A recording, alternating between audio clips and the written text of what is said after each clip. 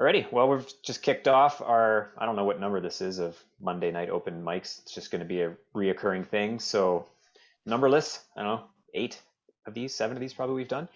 So, yeah, just started up. Jesse, you're pretty new to the community. You reached out to me on Twitter, and then you've put a couple comments in the Eden's channel. So it looks like you're excited about Eden, but don't know many community members per se. So this is a chance to get to know people, so you can get invited by making connections. So thank you for being here. Great. I'm glad to be here. Thank you. Anything you want to, your views of Eden as an outsider? Any kind of high level thoughts or opinions you get from what you see from us in the media so far? Yeah, sure. So I first heard the idea when Dan wrote that voice article explaining the election process, and just, I'm kind of a sports guy, so it kind of seemed like March Madness playoffs and made a lot of sense to me. And I thought it was just a way better way to do it. Um, Tried to, I've been following it since the beginning. Watched the some of the elections. The first one, very interesting. It seemed like you guys had a great time. But yeah, it seems like a more intimate process. I don't think that it necessarily takes away campaigning, which I know that I think Dan may have mentioned that in the beginning. It still seems like campaigning would be necessary. But I still think that getting your voice heard is Yeah. just much better in the Eden process.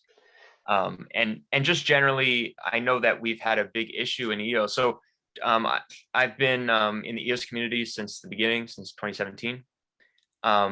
Big issue is this worker proposal system, obviously, deciding who should get funding.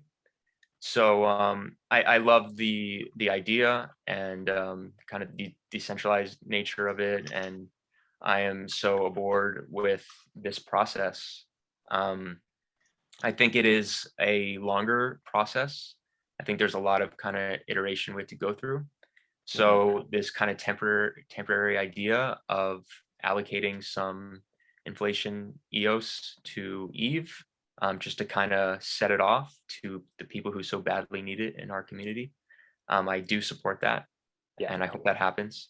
And but I know like a lot of people are like, okay, well, 2% inflation over, but it's got to be temporary. And I think if they explain a process of how it will be temporary, I think it should pass, and I hope it does. Yeah, good man. Well, that's yeah, you a lot of stuff there. That's it for the first election. Like, did you watch just a few of the videos? Because and there was a few of them kind of dry, perhaps. I know I ended up watching them all. And I found some of them pretty interesting. I only watched the final video. Okay. Yeah. And it was very interesting, and congrats on taking that. That was awesome. Thanks. Yeah. What did you? Um, What were your opinions of the bribe piece? Because you would have missed sort of the prelude that led to that. yeah, no, I did hear about it, and I looked into it a little bit. And actually I was on the when Dan was doing those live Telegram audio calls Okay. on the Monday, and then we were talking about it, and then Eve was there and he was explaining his side. It seemed very convoluted to me. At the end of it, I was like, I don't know what happens still. That's Uh, awesome. I think that, I would side with Eve. I think he had good intentions. But it was so interesting because there's so many things that can happen in these elections. And but Yeah. I think a great guy like yourself won. I think it worked. Um, Thank you. Nice to say. yeah, and I know I do also support the change that was made on the second round by Sortition. the sortition. I understand the pros and cons. I do think the pros outweigh the cons personally in Hmm. that. And I think Ami is a great person as well. Um, Yeah.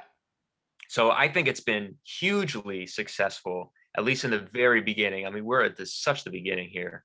Um, but I think we need to grow, and yeah, I mean, I'd love to be a part of it. And so I would maybe just give an intro on how I would like to contribute to EOS Sure. and Eden. Yeah, that's great. So I have a marketing background since 2016. It's specifically on the ad buying side, and specifically on Google, YouTube, Facebook, and Instagram. I started my own company. I was doing it with my friends and family. I moved to certain niches, like the health niche and summer camps, actually. Huh. I like the vibes both of those kind of sectors in my industry, and um, I move to crypto now. I work for a crypto company, and but it's difficult in these communities, especially ones as decentralized as EOS, because there's a lot of infrastructure that needs to be built to properly do a digital ad. Like we need to build a funnel. There needs to be an onboarding process. There needs to be a centralized entity to actually pay for the ad dollars. Mhm. So, we'd have to sell some EOS to, because we have to pay for these things offline or off the chain. So currently, I think there's a lot of work and a lot of challenges to do what I do to contribute in my skills. So I think, like now, if I were to participate in an election, I would not run for funds, because we're just too immature Hmm. frankly, for a digital ad right now. But I would love to work with the marketing team to come up with the content, the funnel, the onboarding strategy to eventually do spend some ad dollars. So that's kind of where I'm coming from. But yeah, I think It's great. it could be a lot of value if we can get to that point where we can spend like $100,000 a month on ads, like with our best content from the community. That's kind of my grand vision of how I can contribute. That's it's a good goal, and I think you're saying a lot of things that I've heard mentioned by many people, Josh especially. So it's probably resonating quite nicely with how Josh feels about the plans and what's needed. Josh, who's Josh? Joshua Seymour, he's on there. He's the Oh, handsome yeah, chap in yeah. the Yeah. photo.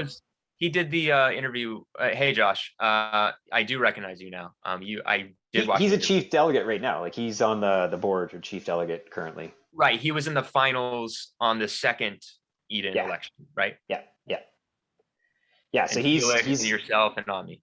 that's correct. That's right. Yeah, yeah. Josh is a big reason why we've got this holacracy framework going, and a lot of the structure that's happening now is due to his great brain and effort. I'm gonna flatter him while he's probably not even listening. So, um, that's great, man. Well, yeah, what you're saying sounds excellent, and I know with the foundation itself, there's going to be a plan for some serious and substantial marketing, but that doesn't mean that it can't be two pronged. And Eden can be its own sort of thing with its own. Oh, he is listening. Um, its own marketing plan, basically. Like it can. More marketing isn't bad. I think is. I'm not sure if that's a motto, but that seems like it's probably true. Yeah. And I actually wrote another proposal in the forum where, like, okay, we're a little too immature for digital ads, but I think paying people to moderate, I think, is more of like a lower hanging fruit for us on the marketing side. um, Responding to people on Twitter, getting really good mods in our channels, like the EOS general Yeah, channel, like Data Junkie, like bless his heart, like the guy is just, we need like 10 data junkies basically. yeah, And I yeah. He's think always there. that's like, that would probably, if I were to, ask for funding, I would probably ask, to help manage that. That's probably something I could do too. Interesting. Yeah, it's like you say, low hanging fruit. It's a little easier to accomplish Yeah, versus the totally. rest of the structure. Because we get a lot of fun. Like I follow the Ethereum community a little bit, and Okay. I did one time I heard Vitalik say that this podcast called Bankless was the best Ethereum podcast. So about 2 months ago, and they are very thorough and very good in terms of their knowledge about Ethereum, obviously. But it was just funny because it was like the first 4 or 5, they do it weekly. The first 4 or 5 times I watched it, out of the blue, one of the hosts fudded EOS. Like the 34th like ranked like Yeah. $4 billion. It's like, dude, why are you fighting EOS right now? It's crazy. The like we need an army of people. Like there's such powerful people against us, and like we really need to incentivize some moderators and some people out there. We really badly need it. What are your thoughts on why? Why the FUD? Oh, because Why it's a the centralized, it's centralized. Like we can't have like a centralized chain and a company that raises $4 billion and got away from the SEC and but it's so it's ironic. yeah, It's centralized on a company that isn't doing anything necessarily that we want to see done anyway. no, So it's there. They say the centralized thing, I think from a misconception, and I've heard this repeated many times, where they look at the 21 block producers, they yeah, say it's centralized, but then they think, okay, we have thousands and thousands of people contributing to mining. But the reality is yeah, it's a few that we all farms. know that these thousands of people congregate into mining pools. Hmm. And the reason we care about decentralization, I think one of the big reasons is to avoid a 51% attack. But if you have mining pools, like that's the collusion that they need for Yeah, a 51% attack. So it's like, no, dude, like actually you're centralized, you're more centralized than a delegated proof of stake. Um, but it's yeah, like it's nuanced, and like you look at just the surface numbers, and it's very easy to make the claim to no coiners that no, EOS is bad because it's centralized. We have a harder time making the point like that. If I'm gonna like, I think the number one content, like I do also actually produce content. I write scripts and I have a partner that kind of puts it all together, a great animator. cool. The video that I would do is explaining this exact point, like because it's not an easy point to explain, and it's really like the main target, it's the main thing that people say about us, that this centralized claim. So yeah. Well, that'd be a good use of an election funding round of Yeah, sorts. and we really don't even, it doesn't even cost that much. Like No, it's true. That's just more, yeah, bit of time. yeah, like we do it for like 5-6 grand, get a really good animated video, and like another low hanging fruit marketing endeavor that we can do. Hmm. Yeah.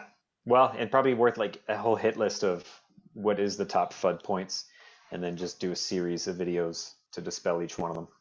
For sure. And at least like at least our moderators can go out and respond to all the Twitter threads just with a link to the video.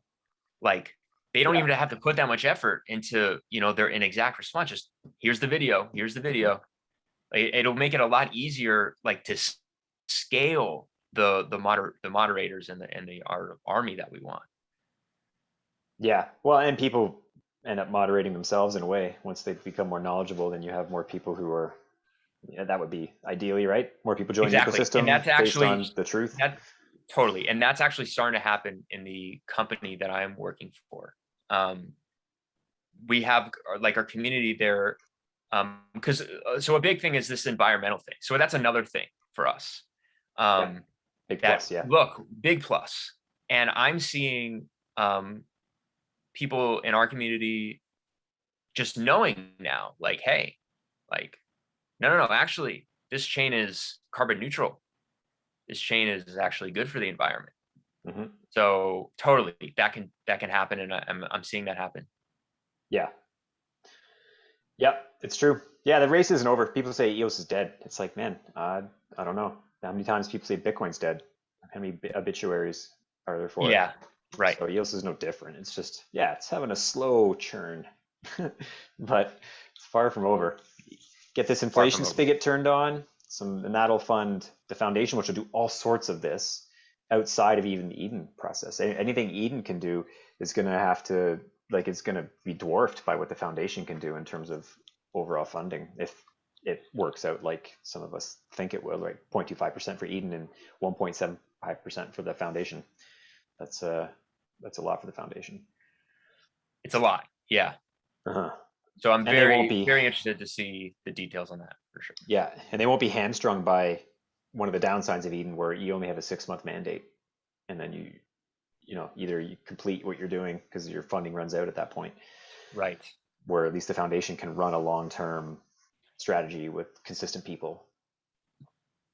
Yeah. I think it would be really great to do a video on block one as well. That's a major FUD point. And I have so maybe I can share my perspective on block one. Yeah, sure. During the interview with you and Zach, I thought there was a few unfair points made to block one. And so Zach repeated a few times this $30 million. They spend $30 million on a domain, and yet they can't invest in the EOS community. So I think this is not just from Zach. There's a lot of people in our community there's a couple of points to make, which are block one is obviously going the regulatory route. Yeah. So I think it's unfair. Like, it's easy to look at what other people are doing in crypto and their crypto timeframes that don't adhere to like a regulatory thing. And we compare that to what block one's doing, but it's not a fair comparison because they have a completely different strategy. Like the time to get these regulatory approved products, it's like 100x the time to get a crypto thing out there that doesn't factor into the regulatory thing. For sure. So that's like something, that's a point. And then like, look, I think that block one's biggest mistake was EOS VC. Like, they said EOS VC and there wasn't much investment there. But a lot of people say, okay, they scammed, they rug pulled. I don't know what happened, but my personal opinion is that they wanted to do EOS VC, but they found out that there weren't a lot of entrepreneurs building on EOS that were doing regulatory compliant dApps. Like, there just wasn't very many of them. And so they had to look, I think their mistake was they pledged that money before they really knew about the EOS ecosystem and what was going on with the entrepreneurs on the EOS ecosystem. So the money had to go somewhere. And look, it didn't all, some of it went to EOS. But look, they could have still given money to guys like Everything EOS, like what Zach's doing, and the Scatter Wallet guys and Gray Mass. Like there's still a plenty of opportunity where they could have given regulatorily sound outlets. Okay, but those that you just named were not revenue generating companies. But they could be if they were curated appropriately. It's just they wanted turnkey. They treated it truly like a VC, and what EOS needed was more of an incubator. Right. They needed an incubator, but Block One is owned by VCs. Yeah, that's right. I don't know. Yeah, I mean, they had so much freaking money. Did they really need to I mean, I don't know. It's hard to justify that in my mind. I get it. I get why. I agree with you. That's probably why. Like, the rationale is it's there. It's still not. Like, it's where the CEO says, too bad. Maybe we lose a bit of money up front, but we make it way later because we own EOS tokens and it's better for the ecosystem and our bag will still get bigger.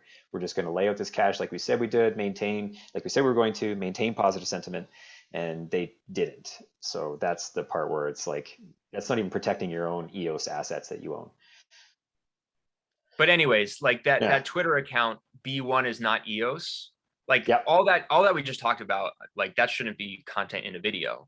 But B1 is not EOS. Like, I think that is something. It's true. Like, this is something that we're really trying to push, right? Like, we have to take responsibility for our own chain. And so that's probably another kind of asset maybe we should have. I don't know. I think I wrote an article in Voice about B1 does not equal EOS. Yeah. I didn't write many, but that might have been one of the only ones I did. I don't know. Did you try Voice? Were you using it? Oh, yeah, I loved it when it first came out. I thought it was totally brilliant. The mechanism, man, and I was so bullish on it. And it was so disappointing that they couldn't figure out the regulatory to get Yeah. it working in all countries. That was a super disappointing one for sure. Yep, the old pivotaroo. We'll see. It should be any time now. We'll find out exactly how this Yeah. NFT platform's They, going to roll. yeah, and I expect them to kind of give everyone their articles back. They did. Okay, they did. Okay. They Well, offered, yeah, you could download a file. oh, great. Okay. I should probably look into that. Yeah, I don't think they can do the original plan, obviously. I think it's completely new strategy, which is a lot less exciting to me personally. Right. But they've got this great marketing budget, like they said, and we'll see how it goes. But yeah, It's not over yet. Yeah, it seems like they've got a lot of plans for this fall. So yeah, and they've got people who are more in the know, if you would, right? Like in terms of right. the bankers and the lawyers that they've got working for them. So yeah, I expect there's a bigger game at play, and part of it was this needs to be delayed, and it's all sort of a strategy that's far bigger than we'd ever see, which hopefully just means it's good for crypto, regardless whether it's sinister or not. Yeah, totally. Although sinister's not ideal, but it is No, what it again, is. like it's not. They have a certain regulatory structure, a certain corporate structure, and they're not free to do a lot of things, and they have to abide by that. I mean, it Yep. just sucks. Like, yeah, but that's just how it is. And that's why, look, that's why we're focused. That's why I love Eden. And and the fact that Dan's not trapped in that corporate Hmm. structure. Yep. I'm so happy for him that he left. And now we can look, I looked into Gitcoin, and so with Pomelo and Eden, like this is gonna be great. Like I know it. Like Yeah, man. we're finally gonna be free to invest in what we want to invest in. Like everyone was just waiting on obviously Block One to invest, but we're gonna be able to do it ourselves now. And that's why I'm so pumped up about this. And I want to contribute, and we're gonna be great. I know it. Cool, man. Love the enthusiasm, and I completely agree with you. That is, there's so many things that are going in our direction now. It's hard to not be slightly optimistic, Yeah, even with I the love flags. what Zach shared about Ethereum, and especially how their inflation rate, and all of the naysayers with this plan for the foundation. Like we're so under their inflation rate. Like they what like 18% was it like the first couple years? It was high. It was even higher than that for the Wow. first. Like it was Like like an exponential curve, but I heard some people say it's only closer to 4% now, and that chart wasn't fully accurate. Either way, it's still higher than what EOS is, and right. And it's um, higher to what we're proposing here with the foundation. yeah. And So what else are we going to do? The other thing is, okay, fine, you don't like the idea of inflation. What's your alternative suggestion? How else would you like us to encourage growth and adoption and building on EOS? Because the problem right. is there's just no other good answer to that question. So just gonna have to Have you absorb. seen a lot of people who have objected to this? A couple. Yeah, there's a couple who, not too many, but like not too many at all. I've seen a few people are like they'd like more answers. Like it just seems a bit, there's not a lot of detail in the proposal so far as it's presented. So it was just one blog post from Eve. So Right. that's one thing I've heard, but not necessarily no, it's a bad idea. It's just let's see some details, like how transparent, what are the like how are you picking things, who's on your like who is working for this foundation, um, who's everyone involved type thing. So those are fair questions. And then the other one that you see is just inflation's too high.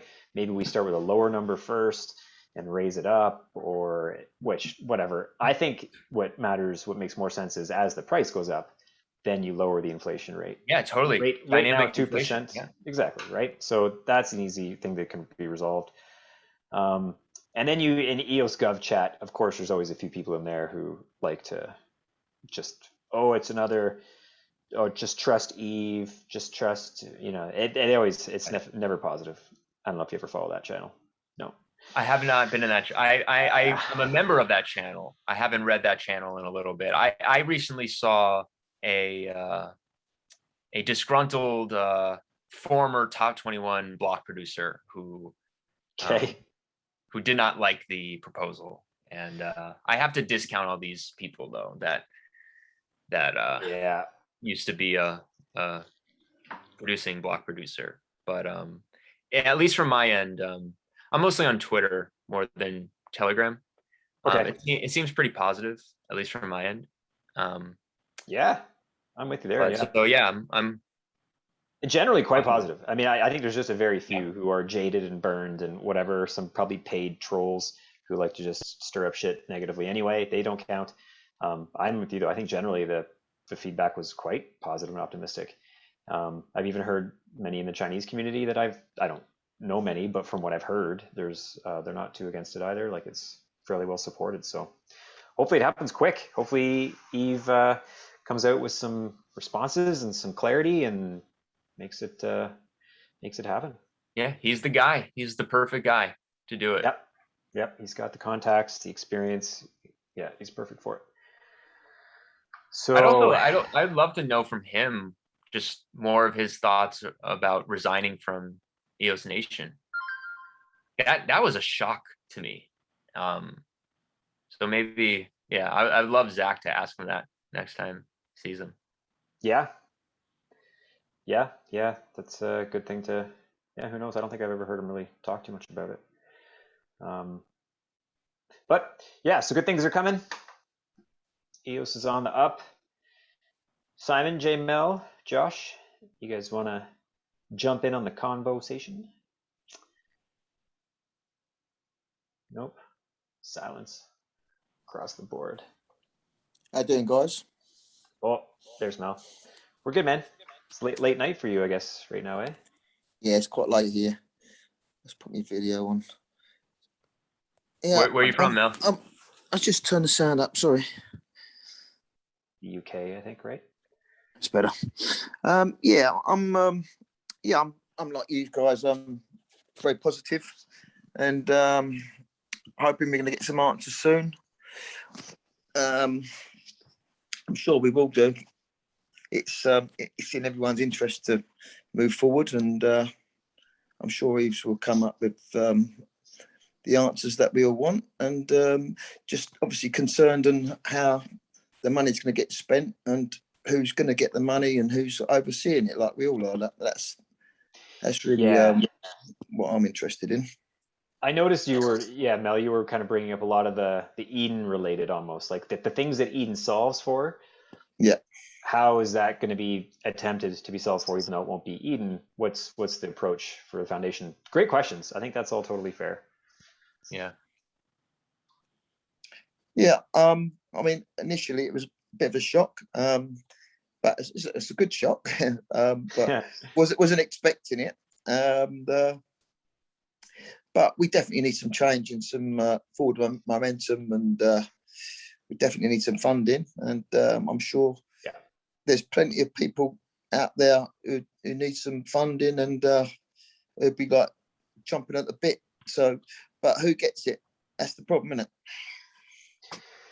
Yeah, I mean that's where it's the trust game, which is Eve is we're gonna trust that he's gonna pick good recipients, and I have no reason to doubt that. Well, I think what would be awesome is if it's all very transparent about exactly, kind of like how we did with the board for Eden, where it was like here's each transaction and an explanation of each transaction, basically. That'd be ideal. Might be asking a lot, but certainly that would be the best way to negate any concerns, like you just said, Mel, right? Like who's getting it and what sort of the why. If there's a table and you can see all the who's and the whys and the transactions and the balance, that is a bit, that's nothing. Yeah. But what's most That's like the important? golden standard there. Ideally, I don't know. What's most important is that whoever does get the money is that they whatever they set out to do, that they actually achieve it, and and hopefully some return of investment comes back in, so it goes at the full circle, so we can invest it again and build and that network effect that we want. That's an interesting point too, right? Using more like an endowment where it's invested to create returns. There'll be some stuff that probably won't. Like there's just some, I think, some Yeah, infrastructure things that aren't necessarily going to be revenue yeah, generators, but that yeah. doesn't mean, but it all shouldn't be like that. Yeah, your point's good. Yeah. Yeah, like Yes. what Zach was bringing up in the Ethereum, there was, all these projects that they gave money to that were infrastructure based, and they don't generate revenues but are needed for the decentralized community. So we need to be willing to fund those endeavors. It's so important. Yeah, exactly. It allows the ecosystem to grow. If we want EOS to grow, and then we need to provide some of these services. And so people can actually want to develop on EOS and take advantage of the high performance. But if it's too expensive to get on and you need to have your own node and history APIs aren't good, all that type of stuff, then AJ. Right. Hey guys, thanks for putting this together, Chris. Yeah, no problem. So I just wanted to chime in about, I feel like it's a great privilege for us to put together the Eden community. And I see, I think it really seems to me like it's the right time. Obviously, it's the right time because the EOS needs it. But it's also, I think, the right time for us to take advantage of the opportunity of the concepts that are coming together. Thanks, of course, to Dan. It's perfect that he's put his finger on so many areas that need to be touched upon. And now, with Eden, it's, as I understand it, it's a governance model. It's like, how can we, and it's an authenticating process that we are bringing together real human beings. And that is so important because that's really, as I see it, what I call the magic of Eden is the value that the bringing together of a membership community of human beings, not just somebody who has the highest percentage of tokens that can tip the scales, but we can have a more democratic process to accomplish the goals that we have. And the reason I wanted to chime in just now is because as I see it, I think Eden should work on its elevator pitch to attract more members. It's like, I'd love to join Eden, I think, but why? And what's its purpose? And it's like, well, we have this game theory competition where we're kind of an incubator for if you have a good idea, you can make a pitch and hire Chris Barnes and he's a pitch man and he'll get you in. Or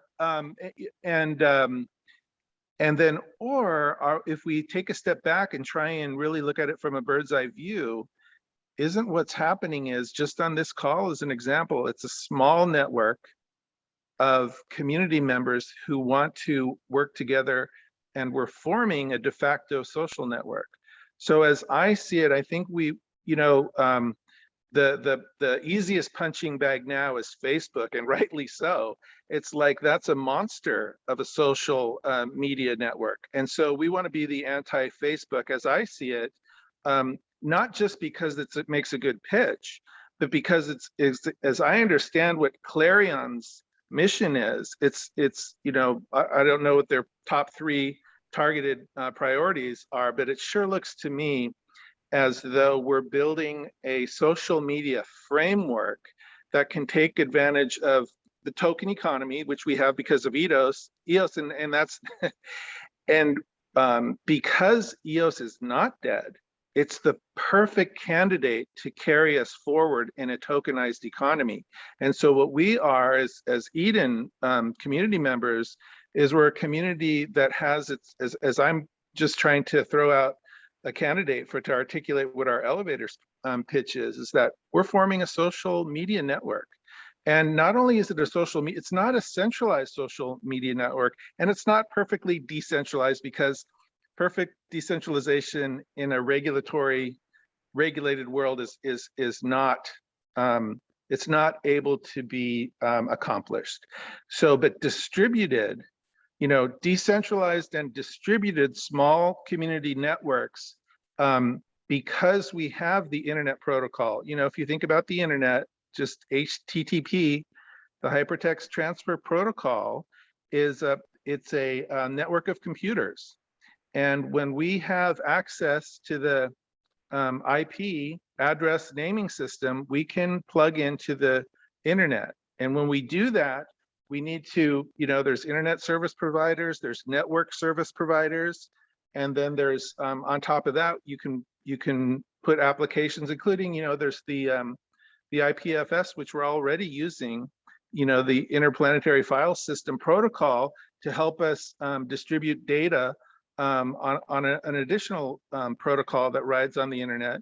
And those processes that are already in place prove to me that we have the capacity now to just build our distributed networks of community members, and we can put the Eden label on it. I think that's great, and Dan's concepts in his book, are helpful, just to say that human beings, when we put our minds to it and we sit down at a round table together, we can accomplish anything that we put our minds to. And so, all that to say is that as I see it, I think we need to structure the Eden communities with the appropriate startup documentations. Like, we have to put, it's on paper or in a data file, an outline of these are our founding principles. And I understand Dan's concept that we just need a holacracy, but we also, and this is a perfect match here, because what we're doing is we're saying that just like block one, we can be frustrated and say, why are they moving so slow? I am convinced, because, for example, of the $10 billion bullish exchange network that's coming out, that somebody's still willing to put billions of dollars into this EOS project and make money off it. And so it's not going away anytime soon. And neither, if we put our minds together and pool our resources and pour in our sweat equity, that we can accomplish what looks to me as the first natural task, which is let's just build a social network that's not perfectly decentralized, but it's a distributed social network, and it's built on top of EOS. It's made up of the real people that make up the Eden membership group, and we'll have and we'll keep each other accountable to what our rights and responsibilities are. We'll treat our fellow members and the community around us and our neighbors fairly. And I see it as blockchain is, it's unstoppable. It's there. It's permanent, and we can take advantage of it now that we have it tokenized with EOS. Let's put it into practice and build out our applications, which is already being done, and see where we can take it. Well said, Jay. That was quite the collection there. Yeah, you've been so you've got quite the tech background, it sounds like. I know you're a lawyer, and is that part of what you practice law in, or is just like I would say I'm just a lawyer. I'm not technical, and I've just tried to keep my eye on the ball long enough to understand, that what the moving parts are, and Dan's team and the Clarion team. It's not an accident that they're on to putting together the tools that are needed to build a distributed network. And then also the only piece that's missing is real human beings who want to work together as friendly neighbors. And you put those components together, and you've got, it's you could call it Web3, but it's a reformation of the internet, which is perfectly appropriate. So yeah, it doesn't take a rocket scientist to see that we need something different than Facebook. And it doesn't take a rocket scientist to figure out that that the people like Dan and his team have the engineering capacities to design systems where we can operate on a network of computers that works well for a civil society. Yeah, Jay, so that's totally in a video. Like, that's a great video to everything that you just said. We're going to edit that out and make a YouTube video about it. Welcome to the new member, Jay. Look what he had to say. This is awesome. Yeah, that's great. No, but those concepts in like an animated video, like to join Eden. And I think like another really relevant pitch would be jobs. Like, I'm back. So why don't I leave it there for now? And I'm excited to to work with you guys going forward. And you know, I love the metaphor of the race between the tortoise and the hare, and it really applies to us. We're accomplished. It takes time to get the regulatory wrinkles ironed out, and we're doing that as I see it. And I'm excited to work with all of you in the coming days, and we'll keep taking one step at a time. How's that sound? Good. Okay, I'm off. Awesome. Thanks, Jay. Appreciate it. We'll talk again. I'm just Yeah, that's, thinking, this Facebook, you're picking up on that. Obviously, they're a huge company that are global and worth a lot of money. And what's their reaction going to be to the new Clarion? Are they interested? They know about it? Are they going to try and? Because they normally, if it's something new, they just buy it up, don't they? They tend to. I don't know how easily Dan will be sold to a Clarion, but well, does it need to be on a who's the owner? Is it Dan? Is it us? Who's the actual owner? I think it's open source software. No one's going to own it. It'll be just like a crypto in a way. I think that you'll open the app, you'll run it on your computer, and then you become like a beacon between other nodes. So whoever's running the app, they become like a relay of all the content.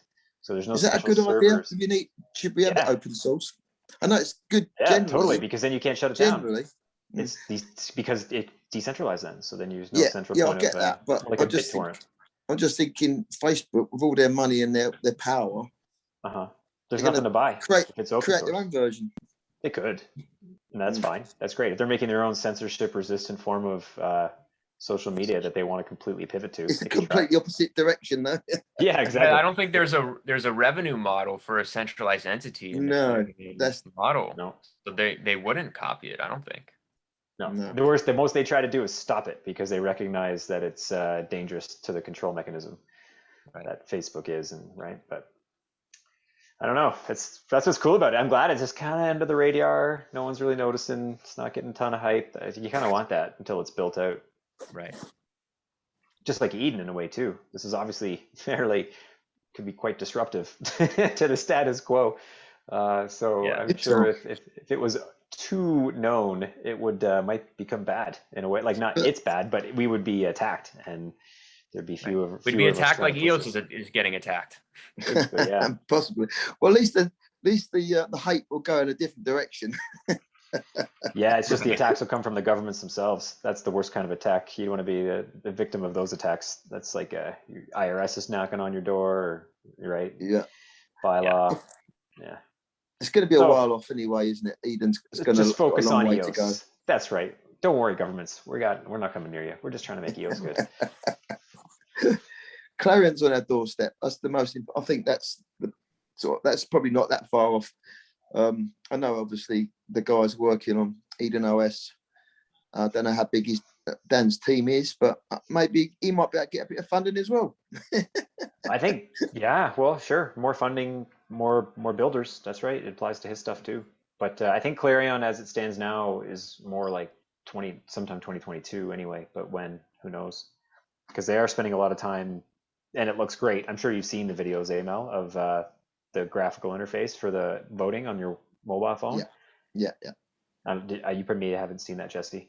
But there was we had a call or an interview with Brandon Fancher last Tuesday, I guess, or the Tuesday before, probably last Tuesday, and he showed basically a demo of the interface during an election that you'll use. So it's like a web interface. You sign in with your wallet. And so as an Eden member, right, you'd have an EOS account, so you'd sign in, and then through that interface, you are randomized into your rooms. Your Zoom link shows up on the interface. You vote on that interface, and you can see the other people in your room and their votes. Oh, amazing! And it looks super slick. I'll put the link. I've got the link here handy. I'll put the link so you can watch it later. It's really cool. It's a long video, but if you go to like the 50th minute, he shows the the new interface. So what do you guys think about what Jay brought up about the pitch for Eden? Has this been discussed, or what are your thoughts? It's so in the Eden members chat, the question has come up as to like what is our core values? What's our like what are our values as a so part of the pitch, what are our values? And the consensus wasn't quite there that it needed to be even considered yet. We just more equal animals was basically the vision, and like that's what we're using. But it didn't. I don't think it wasn't quite holistic in general. So like what you're saying, what's the pitch? You can't just point to more equal animals and say that's the pitch. So you need to Right. somehow That's not going distill to it. work. No. Right. Yeah, you got to distill it down. What Jay just said sounds amazing in terms of like what this can become, especially because it doesn't have to be based on EOS. It can run on EOS, but you can have multiple communities that aren't necessarily crypto based, but if they were and they still, like my local municipality decided to have an Eden style election to pick the mayor or whatever, and you Right. had to have everyone just gets an EOS account. Here you sign up to this really slick, easy onboarding, just like any app, and this is then the voting app you use, and it does all the work for you. That is a good onboarding thing for EOS. You need an EOS account to participate. Welcome to the ecosystem. So yeah, it's interesting. That's great. Yeah. I see three things, that being one, what Jay said, social media, another way. And then maybe a third way is get paid and work for Eden. It's jobs. It could be another pitch. Yep. That's when Mel, part of his, what he wanted to push, or was pushing and still is a project portal where projects can get listed that are looking for funding. But part of that can also be a job board. It's not just the projects, but the people. Eden members Exactly. can put Yeah, up there's their so many resumes. things you could do with it, but I mean, Yeah. I'm a little bit. I'm always chomping at a bit to talk about it, but obviously, there's more than one project in the world, and I just think it was a perfect project for now. I mean, obviously, there's loads of things we can do, tools and solutions that we need going forward. But I think we Yeah, need it. We need it. we do need it, but it did sound like it's being worked on in other places. So it was Yeah, one of yeah. those With that was the feeling. Provello. That was the feeling I got from because Yeah. I like, well, fuck, I'll just pay for it. Why not? Like, it's just pay me back sometime when someone gets funded, right? But then you hear, it was basically don't yet because this kind of going to be done. It might be redundant. So wait and see what comes out and then add to what's missing later. 2,000 EOS is nothing. It's not a lot, no. So, but the bottom line is that'll end up being a thing, like you say, Jesse, jobs, right? So that is going to happen. There is going to be a bit of a job board, and there'll be a posting. I like the beyond idea just the someone EOSI mentioned. jobs. So interrupt. There was That's okay. someone said about having like a resource file, so we have names and what their expertise and everything like that. So whatever we need doing, we can access that file or whatever it may be. Obviously, Sure. we haven't got my solution, so that would be the second best. Yeah, and we'll have Yeah. it. We'll have something because, as you guys are both aware of the tariff piece, right? Where there's a disincentive to spend outside of Eden network with Eden funding. Exactly. So. I'm not aware of that. Oh, yeah. So basically, there's going to be we don't know the percentage, but it's 5% as was mentioned. It could be greater. I mean, you could charge even more. Well, it was 10%. Could have been 10. It's not fixed. It'd be a bylaw thing. So we haven't seen it yet. We don't know. But okay. it could be 50% if you really want to discourage it. But essentially, Jesse, what happens is if you win EOS during an Eden election, there will be a fee, a tariff on. So say you want to buy ad space, like you were saying, you got to convert EOS to purchase these ads. In order to get the EOS from your account that received the funding, that's your Eden account, to an outside account like an exchange, it's not an Eden members account, you would lose a certain percentage of the transfer that goes back to the Eden coffer. But if you transferred internally to another Eden member, there's no tariff. So basically it incentivizes, like the job board, it incentivizes Eden members using Eden members to perform functions as a part of their product, service, whatever they're trying to build. What does Dan think about this? It's his idea. Okay. Yeah. Well, I think it's good for two reasons. Obviously, incentivizes work to be done internally with the Eden members, EOS members, but also anyone that's external. It gives them the impetus to join as well and come on board. For sure. Yeah. Yeah. If there's, like you say, jobs, a reason, what's the pitch? Part of the pitch right there. There's an incentive to join for the jobs that are there. If you're a digital builder or a coder or a marketer, or think of all the different things we do that isn't just being a dev. There's lots. join. Yeah, so you promote can, the EOS as a currency. We want to. right? I've heard Dan talk a couple times about like Bitcoin isn't volatile, EOS isn't volatile. It's only volatile against the fiat currencies. But if you Yeah. stay in EOS, then it's not volatile. So that makes sense. Actually, that's his idea, and that I think about it for sure. Mhm. Well, and his point that EOS is a better form of currency than Bitcoin due to the transaction speeds and low cost, right? So all that does make a Right. ton of sense. Yeah. Yeah. So it's pretty exciting. Hey, John. Hey guys. Hey, John. Pretty exciting few days in the EOS world, eh? Yeah, always there's always something new. It's kind of crazy. I think I've read some of your comments. You're pretty supportive of Eve's proposal.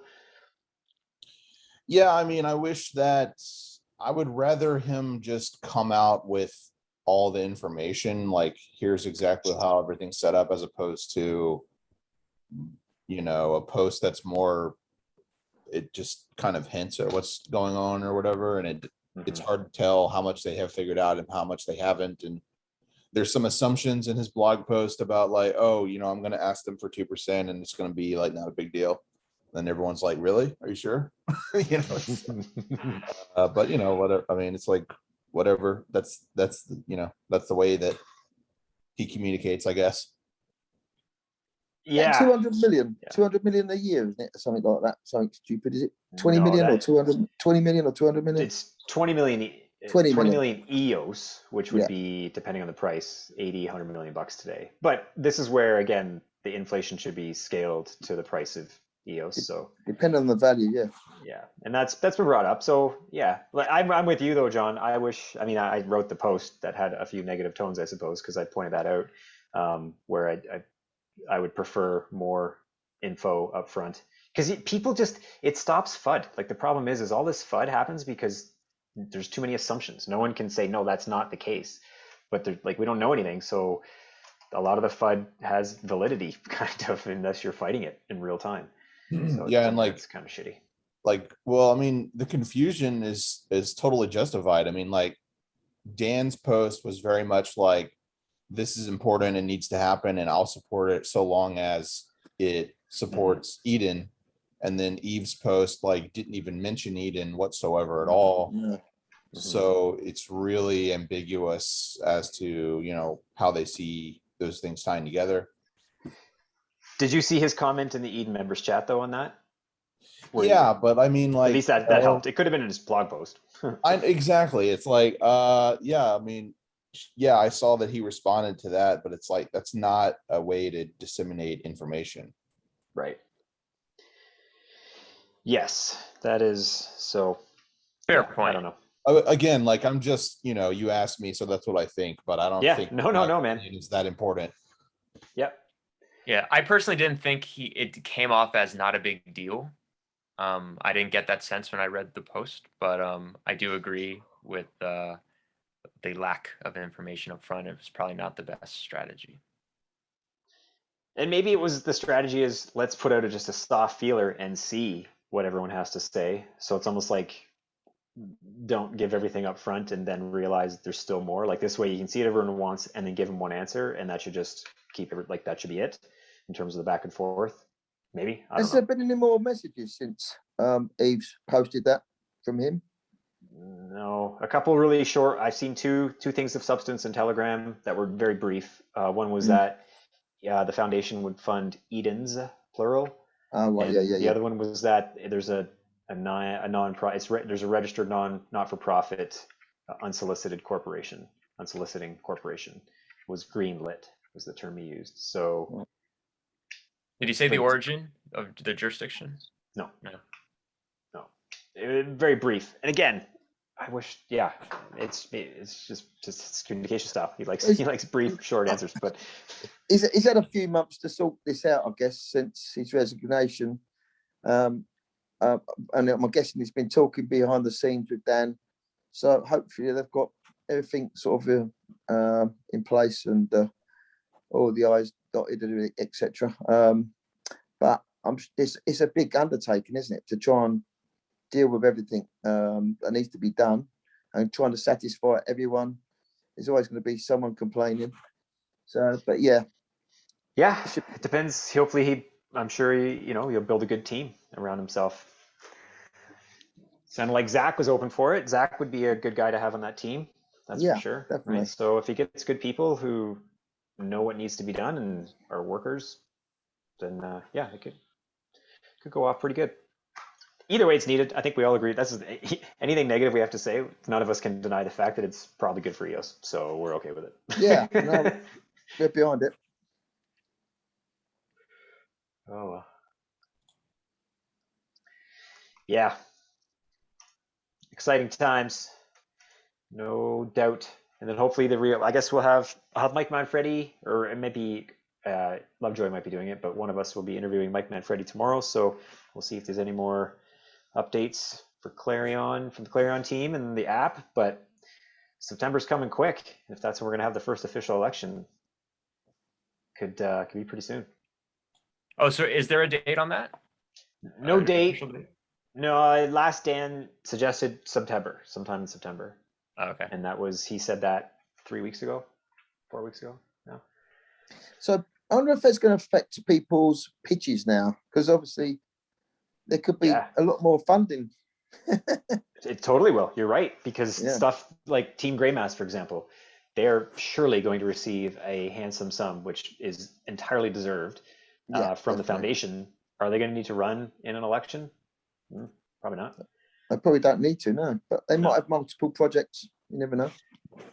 Yeah, they could. For sure. Yeah, absolutely. But I think that it would be nice if you can get some of these sort of more structural problems solved with the foundation, because the other thing about a structural problem, like a bigger like wallet integration and these types of longer projects, they might take more than 6 months to execute. So if you fund it from the foundation, you have consistency of funding. If you fund something from an Eden election, you only have 6 months, assuming there isn't a snap election called either, Yeah. which shortens your duration of receiving funds. So does it mean that foundation is going to be funding larger projects and Eden smaller projects? I think that's a good way to look at it. Yeah, because the thing with Eden too is there's so many more people who receive funding based on the process. Like past the first round, you get some funding. So it's minimal for that first round, but then the second round you get a bit more, third round much more, and then winner, right? We'll probably have 4 layers of people getting funding once we're big enough. So a lot of people are going to get funding, yeah. And then a lot of the smaller ones could maybe collect and say, hey, like if we all gang up, we can tackle one thing that's more substantial than each of our 10 EOS. Because I have to start following up with people and doing a little post Eden interview set on what did everyone do with their 10 EOS and with their 100 EOS and what did 10 they do. EOS. I'll do that. I'll do some content on that. I'll do a short little snippet of interviews with everybody and mesh I it can all tell you into what one. I've done with my 10 EOS. I've just kept it on my wallet, and that's as far as it got. Yeah, well, no worries. You got time. It'll be before. I'll try to do it like the last week before the next election. I'll go one by one and find out what everybody did. Yeah. Hopefully, That was something. something I really liked about the Eden system by observing the elections that's happened, that people can sponsor your idea. Like you don't have to be the Satoshi and win, or No. even get to the No. upper tiers. Mhm. So I really like that. I mean, that's Yes. super agreed. cool. Yeah, and like you mentioned earlier, Jesse, about this doesn't obviate the need for campaigning, because there is going to be campaigning, and there should be campaigning. You're going to want people within people who are going to be voting to kind of know who you are and what you're doing well in advance, so you don't have to spend all that time convincing. They show up, they see you on the screen. Oh, I know what you're doing. Yeah, I'm going to totally vote for you. Mission accomplished. Like there's going to be a benefit to doing it. But there's going to be campaign, like when this matures, it opens it up for campaign financing too, if there's campaigning, in my opinion. Yeah, I suppose, but it's a big risk. You're going to spend money on financing and no guarantee you move forward. Like it's not like traditional campaign financing where you spend, you win. Here, you can spend, you may not win. Especially and in the sortition, you definitely can't guarantee win.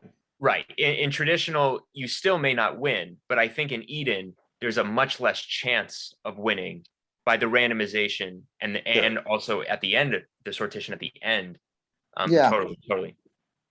Because at the end, last round, it's just a randomize, isn't it? Rather than the Mhm. voting, isn't it? Yeah, they voted. Yeah. We did a symbolic vote just because, Right. but it didn't really have any meaning in terms of the funding. The funding was No. random. Lucky Do number you think that two will for stay in Anami. place or not? Yeah, I think so. Yeah, it was Dan. Dan wants it. It was his. He was pushing for it. Like it was his. Obviously, it's his baby. He makes the rules. So yeah, he wanted that there, and he proved the point too during the fireside chat. He said like this sortition worked because had it not been, Chris, you would have won twice. And the whole You point can't of have this that. is, well, you can't. Yeah, yeah. What do you mean, Dan? Come on. But you can't. This way, he doesn't guarantee incumbent advantage, and the ability to sort of win repetitively gives you an opportunity to actually change the rules, right? Maybe more so than you should have the ability to do. Although I don't know how the rule ratification is going to actually work, and if sortition winner has more weight in that or not. So Chris, I don't know. what's your sense in the community in terms of people who are pro and anti their sortition at the end? I think I haven't heard many negative. I think more people are in favor than against. Some people think it's just kind of neat. Um, I think my view is I think it takes away some of the fun. Like I'm glad in the second trial we still picked somebody. To me, at least that makes that conversation worthwhile. So from Right. that side, and I don't know, like it'd be nice to be able to trust the people who make it to the last round to pick the best project to receive the most funding, because it's I don't know, yeah, it's hard to say. There's I'm definitely a not as con. in favor, but I think it'll be Yeah, normal. the definite con is the last round. There's no the discussion's got to weaken in the last round if there's sortition, in my opinion. yeah, but it doesn't have as much value. Like there's no point. Right. We didn't even need to talk, except for we ended up saying, okay, yeah, you can just pick somebody anyway for a symbolic face. But what were you saying, John? I think that probably the sortition would only be interesting if there was a lot of contention over how the funds should be prioritized in the final round. Because I think that if people want to build consensus quickly and they want to they agree with the other people in the final round, then they would go ahead and say, if I'm randomly chosen, then I would go ahead and delegate the choice to whoever we chose as a group, so I consent to pass my authority along to whoever we all agreed with, right? So Yeah. that contention would only be like if you have people who have just totally different visions and they both got to the end and they don't agree, then it gets interesting there. But I really think that probably, yeah, if they all got to the end, they all probably have like similar platforms. This is a matter of percent, and also the platforms would be much more complex when you have a lot more funds. So it'll be it'll be just a matter of like percentages, like 10 versus 20 versus 15% or towards this project or that project or whatever. Yeah. Yeah, exactly. Yeah, that makes total sense. People aren't going to be running for their own thing nearly as much and successfully. They're going to be representing a few different things. Yeah.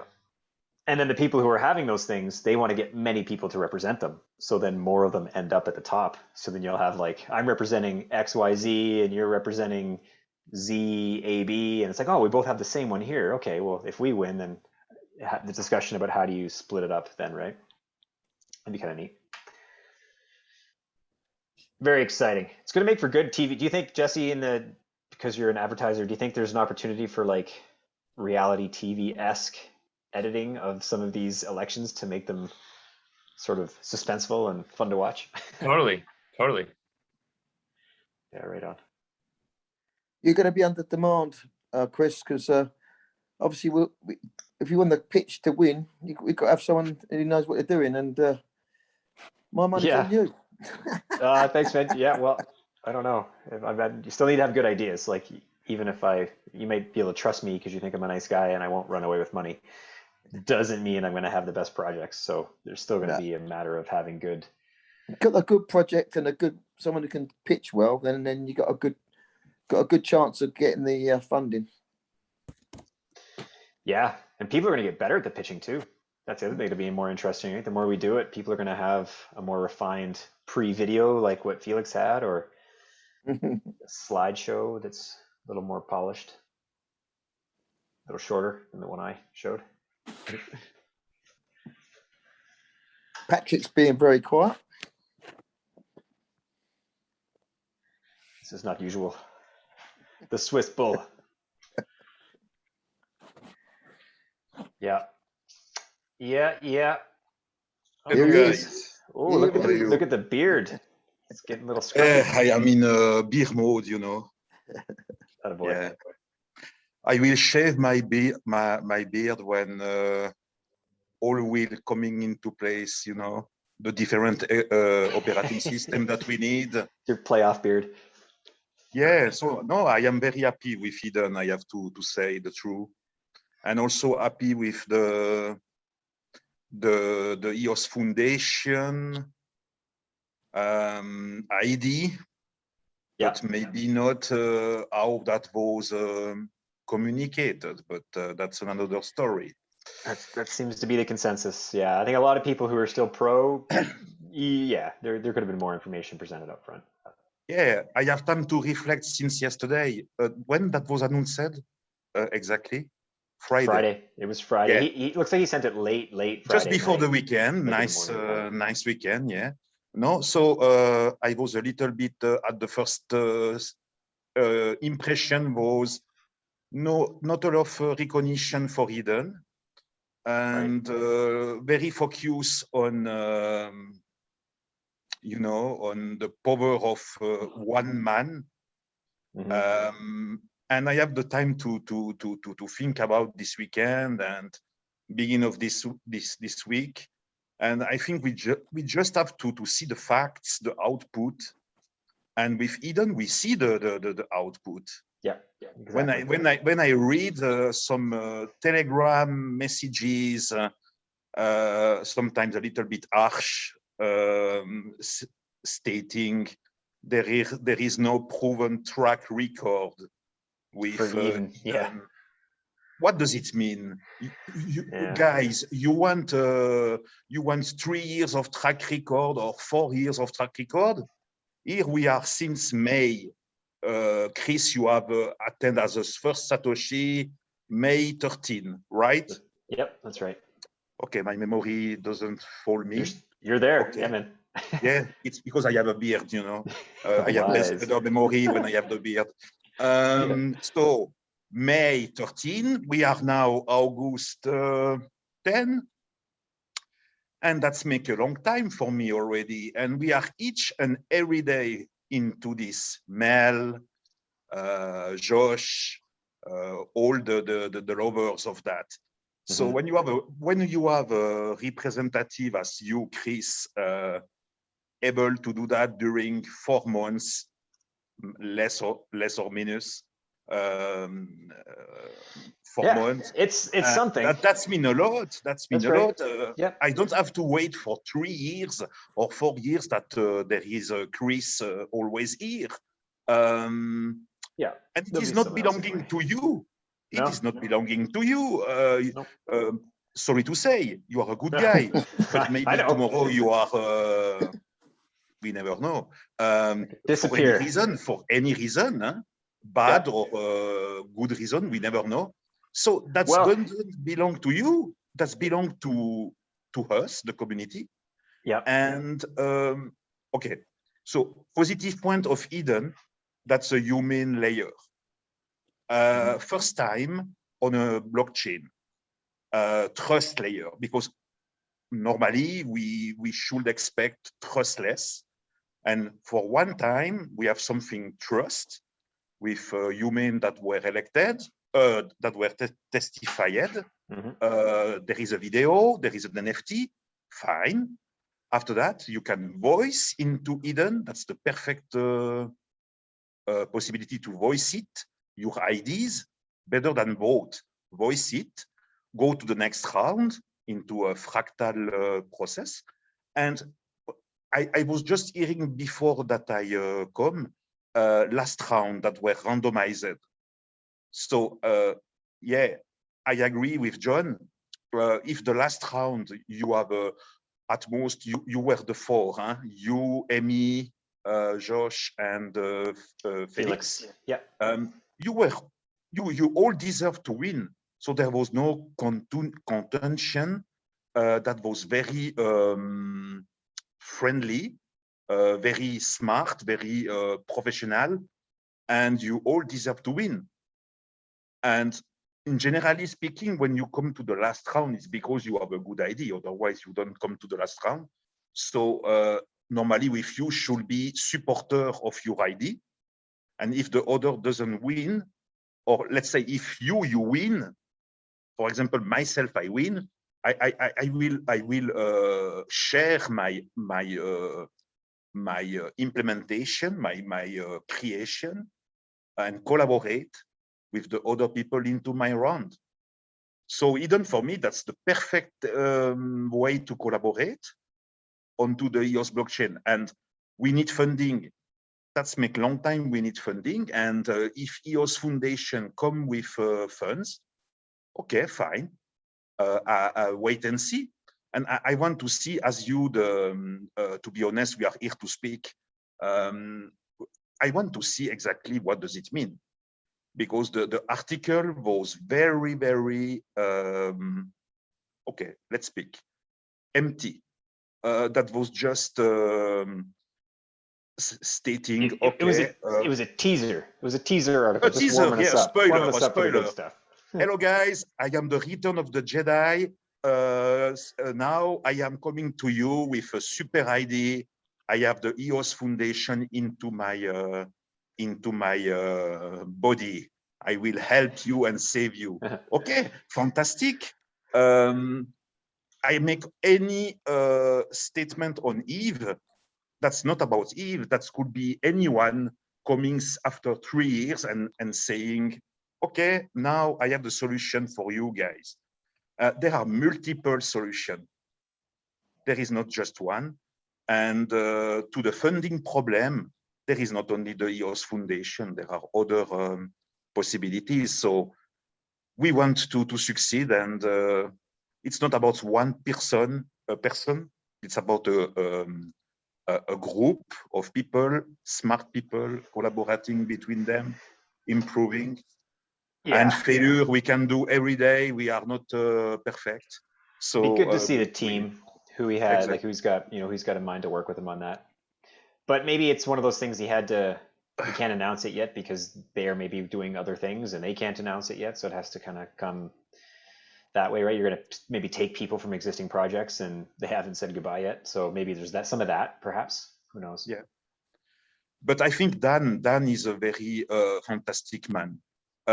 Just after the post of Eve was coming the post of Dan.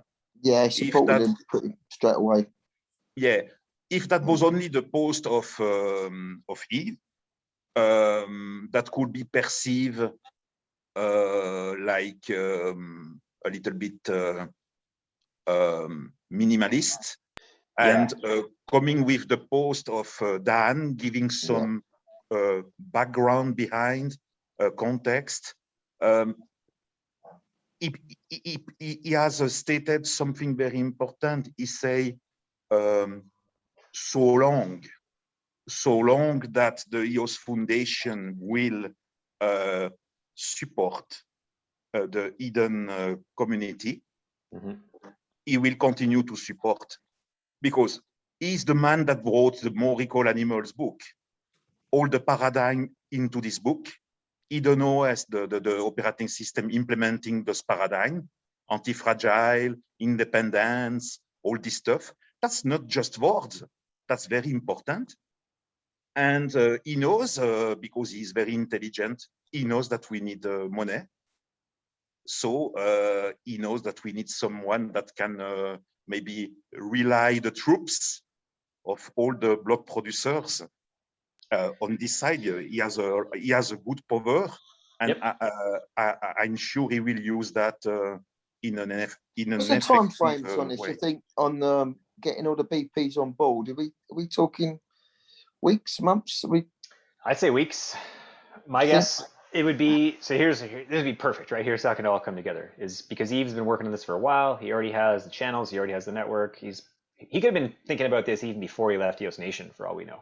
Like, because it's not like this hasn't been potentially a needed thing well in advance of Eden becoming a real thing. Like, this is a known kind of concern. So who knows how long he's been working on it. And it would be amazing if it could happen in the next month. Oh, And yeah. then all of a sudden it gets funding, and then they fund Eden, and then we have the first official election, and within like 2 months we could have a foundation up and running with some funding rolling, and Eden election with funding given out and rolling. Like, that'd be a quick turn. And then you got Bullish going live, and then you got guys like Jesse joining who have great marketing ideas, and Oh, yeah. Eden Community J with his ideas, and we're going to create a bit better narrative. I mean, things could really It's going to be a great steamroll Christmas, fast, right? It's going to be a great Christmas. It's going to be raining EOS, raining chestahedrons, or snowing chestahedrons. Do you know the exact? It's end of September or middle September, the next election. Dan, I think his phrasing was, he said early September. In fact, I think Okay. was his phrase. But I've always loosely just said September, even No, because I don't want to be September, it's disappointed. the if it's month of end. the big news. September Yeah. is the month of the big news. I have a lot of Pomelo's coming out anytime soon. It's fall, right? Pomelo first trial run will be fall. Yeah, Nova Crypto will cover a lot during this September month. I can tell you. I remember last year the attitude, and there was a lot of announcements like in around this time last year, and rumors like, oh, Block One is working on something, PBE, maybe they're working on a foundation. There's like Power Up is coming into focus, and everyone was just kind of sitting and waiting to see what was going to happen. And everyone was expecting that Kevin was going to, or Brendan was going to make some big announcement before the end of the year. And all we got was like a tweet, like hinting about Bullish maybe launching or something like that. They got Power Up though, didn't they? They got Power Up. The attitude, I think in the community is finally shifting to this point where we're not sitting here in this room talking about what Block One might do or what other things outside of our control might do, right? We're all sitting here talking about what we're going to do. The community is doing. Big difference. And that's the most important, that's the most exciting thing to me. That's more exciting than everything else. Oh yeah, definitively. It's true. Agree with you, John. You remember December 14 last year? We were all depressed at the end of the year. The EOS price was very low, and we were debating of going with Block One, and you were stating we don't have to expect anything of Block One, and you were right. I remember this time, and exactly. We have to count on ourselves and do what we have to do. Don't expect anything of entities, and doing what we have to do. Yeah. That's Jesse, what were you going to say? Jesse, were you going to say something? I think he's frozen. Oh. He's in think mode. He was. I saw him about to talk, and then he stopped himself. So I think he's frozen. Oh no. No, we can hear you now. Can you hear me? Yeah. Yeah. All right, great. I had too many apps open. No, I heard everything. Just the mention of Power Up. Yeah, I just wanted to thank you, John, for your work in implementing that and the solution, the free Power Ups. I was just wondering, what does everyone think about the new model as opposed to staking? What do we all think of Power Up and how it's going so far? Yeah, I use it, so I'm sure most people are using it. It's very useful. The beauty of that, you don't see that you use it. That's totally transparent. That's the beauty. Do you find that you're able to do more transactions or less, like compared to your stake in the old model? Well, it was designed it was designed, the pricing was designed to kind of match the Rex pricing around the time of the transition. So if you were doing lots of transactions and you were renting from Rex, then you're kind of doing the same number of transactions for the same cost renting from Power Up now. Okay. In terms of the problem has always like for people that are running servers and doing like running dApps and stuff, like the staking versus the Power Up, like the Power Up's a little less convenient, but it's not really that big of a deal. What's really a big deal is resource management for regular day-to-day people, which the free Power Ups is really just meant as like a stopgap solution until we have better support in the wallets. Because really the wallet should automatically power you up or co-sign the transaction for you seamlessly. And then you won't have to rely on, an external provider. But like even Greymass is just now getting to the point where they can do it reliably and it works on most dApps and things like that. So, and it's really, it's really just due to a lack of vision. I don't know how else to say it, of just like being like the design is just kind of out of touch with the day-to-day users. So the developers have to work extra hard to make it seamless, and that's kind of disappointing to me, but I'm just kind of working with what we have here. Are you going to go So- for more funding at all, John?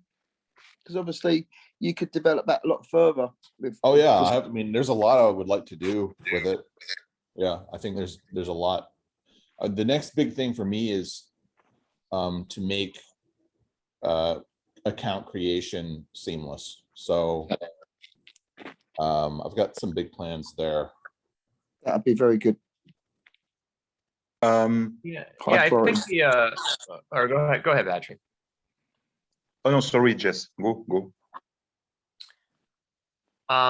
So John, it sounds like you'd like everything in the wallet, to fully power up within the wallet without going other places. But from my perspective, to get maybe the most free power ups, I imagine like in the future, multiple entities offering power ups that may not work with a particular wallet.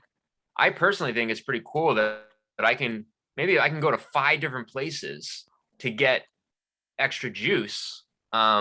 It feels to me, I'm not a developer, but it feels to me it's a little bit unrealistic to expect the wallet to incorporate every entity's, altruistic EOS, like if they want to give out the EOS. And I'd imagine quite a few of them would be willing to do that in the future. No, I mean it is a convenience. It's just like if you have like shops that hand out free samples. It's like, yeah, you could like go around to every shop and get samples at each one and like eat a full meal, but it's just a matter of convenience. So you would probably pay more for the power ups that are like integrated in the wallet, but you wouldn't mind because Right. it's more convenient. Yeah, in parallel, what you say, Jess, not mandatory from a wallet you want to use the power up. Maybe from you are in a application, you are creating an app, and you want to call an API node. So that's my question for John. You have you are supporting power up. We can call like a RPC call from your API endpoint if we are whitelisted. It's correct. Sorry, I missed the beginning of that question. If we want to have some power up, not directly from the Anchor wallet, but we are creating an application and we want to use directly your API node. I was seeing that you have an API node and that we have to request to you. We have to request to be listed to use your API node, where we can basically call a method procedure with some parameters, and we are able to power up. It's correct. You have this service. So there is an API that you can call from any. You don't have to be whitelisted to call it. Ah, Like when you go to eospowerup.io and you type in your name and hit power up, it's using that same API. So you could call that programmatically, but it's very limited. It's limited. I think it's like 6 hits per day per IP address. So like it's really limited because I just have so many people that try to abuse it. And yeah, but and if we want more to 6, you can do it automatically. I can't. Obviously, you're gonna have to pay for it. right. If you want more than what the free ones, then you need to register for the auto power. Register. Yeah. And we ask that directly to you. There is a process to ask that, or no. You just log in on EOS Power Up. Just log in with your EOS account and add accounts to the watch list and deposit some EOS, and that's it. The system will automatically pick that up and monitor those accounts. Also, when it is with API. There's no API for that because it's totally on chain.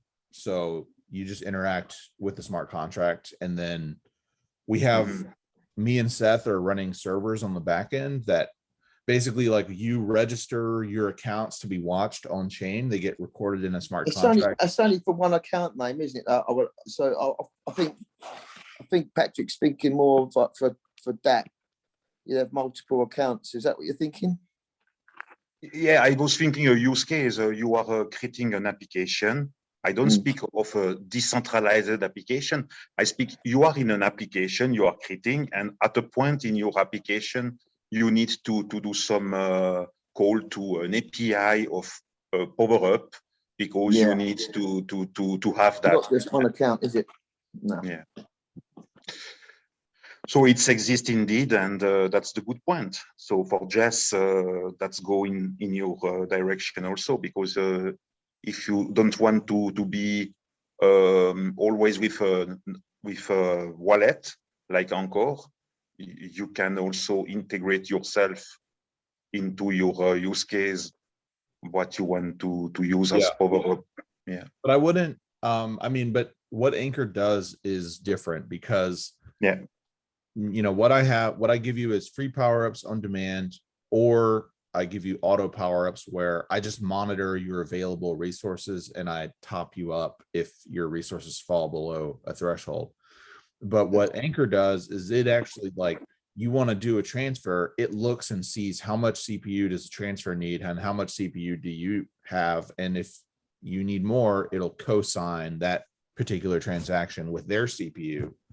So it's much more, the way that Anchor does it is much more granular. But in order to do it, and that's the way that it should be done, because it's the most resource efficient. But to do that, you need to be in that layer. You need to know what transaction is being signed and all this kind of stuff. My system has no idea what transactions you're signing. So mine is more for dApps. Like, for example, I'll run a script that auto claims Boyd users every day. So I know that I need some CPU every day. So I just turn on the auto power ups, and my system always has enough CPU, and I'm not really wasting much. So, and a lot of dApps use it that way. Like Blocks uses EOS Power Up, Wombat uses EOS Power Up. A lot of these Upland uses it. I mean, I've seen a lot of dApps that use EOS Power Up for this kind of reoccurring, just reoccurring. The funding depleting? Is he still getting? Have you got enough funds still, or I don't know how it's going. Obviously, with all those dApps are paying their way. I mean, they're all paying. They all deposit EOS, and so they're not getting any free lunch. No. And I do take a fee on top of, like, there's the base cost of the power up, and then I take a fee on top of that. But really, the fee honestly just covers me and Seth running the servers that keeps everything online. You know, Mm. forget about the man hours I put into building it all. You know, Yeah, so yeah. it really needs more. It really needs something more to really make it viable as a like a business model. You know what I mean? But I'm afraid to put like too much more time into it until I know exactly what that is. So that's why I was kind of been asking, like, what do you guys think would be the most profitable? Because I have a few Yeah, ideas. yeah. I'm not really sure what direction to take it in. So I guess you don't think that it's that by, charging some sort of, taking a margin if you're automating people's transactions. So I guess that implies that you don't think that that's a sustainable business model. Well, I mean, and I've said this many times, the resources on EOS are way too cheap. So like if resources were more expensive, then I would have a higher margin. And Right. if resources were more expensive, then more developers could run full nodes, and it would be easier to run history nodes because there'd be less activity. So the resource requirements to run the infrastructure would be lower. And in my opinion, the ability for many people all over the world to run infrastructure for blockchain is much more important than saving people a few bucks on transactions. We already have the cheapest transactions of any blockchain. Basically, we could probably like 10x our CPU costs, and we would still be probably cheaper than basically any blockchain out there. And especially with all the free transactions and everything out there, like most regular users probably wouldn't even notice. Yeah, that's why I think that assumption may not be correct, that if the blockchain is getting more heavily used, or no, that if the transaction price goes up, then the blockchain won't be used as much. But because we're starting from so low anyways, even if our prices go up, the chain can be completely full, and we can have I feel like, I could be wrong, but I feel like we can have 10x more cost of transactions and also 10x more volume of transactions, just compared to our competitors. Well, we already have good volume of transactions. We have, I mean, if you look, there's a lot of arbitrage happening, like the Gravy token and the arbitrage miners, which Not is cool. really. We could do so much more. So much more. I mean, we could, but at what cost? I mean, you have to realize that, I mean, EOS Nation, they're spending a fortune. Basically, they built a supercomputer to run Defuse, and it's like, this is not sustainable. Like I want to run Defuse. I want every top 21 block producer to be running Defuse. But if it costs like $30,000 a month to maintain it, then it's not accessible, right? And so I mean, I would much rather have better infrastructure than higher transaction throughput. I mean, and the EOS white paper, it has a whole chapter on inter-blockchain communication and how we can scale by running blockchains in parallel. And this is what I signed up for. This is what I, wanted to support. Block One never built that. They never built the blockchain communication. So now, we're fighting. We have these tribes on these different chains that can't communicate with each other, and we're fighting between each other, and we can't scale. So that's what I'm saying. It's like, stop spamming mainnet. John, what are you thinking about Clarion OS trying to create micro chains, acting like a kind of lightweight node to just have the state, the last state of the EOS mainnet, for example, not having the entire history, just have nodes, lightweight nodes. What do you think about this? Or with the DApp network with Edge OS, maybe that's into a little bit the same. Clarions not using a blockchain, though, is it? Basically, you become an agent in the blockchain, into the blockchain. You connect only in lightweight approach, and you don't have the entire you don't need to have an entire full node, because that's cost a lot in storage. But I speak about storage, yeah. That's a lot of storage. So I just believe. Oh, let's believe it's just peer-to-peer running off of like personal computers, like it was back in the day when we yeah, downloaded. that's my music question and for stuff. John. What you think about to have a kind of lightweight node? There's a lot of different ideas there, and I mean, there's a lot of different concepts to explore. And, you know, no one has really fleshed out a full solution. They're all like, I would call them prototypes or proof of concept, but Exactly. nothing really substantial that you could use in production. Yeah, for the moment, it's still in prototype. Yeah, I was in the call today of DAP network with Tan Muscal and all that. That last time was in April, and the GitHub repository, basically, it's at Evolve, but this is still very, very in early, I would say, prehistoric. It's very prototype, yeah, very kind of prototype. So I guess that'll be like the first thing that gets funded, infrastructure, would you say, John? Yeah, that's what I've been saying for a long time is infrastructure is really limited. I mean, you guys wouldn't believe how much time I spend dealing with unreliable infrastructure to run just basic services. I cannot imagine. So is it just defuse, getting more defuse servers? Like what else is there that we need? Like we need higher standards for resource or for, infrastructure providers. Like we need to hold them accountable. Like every block producer in the top 40 should have a highly available EOS node.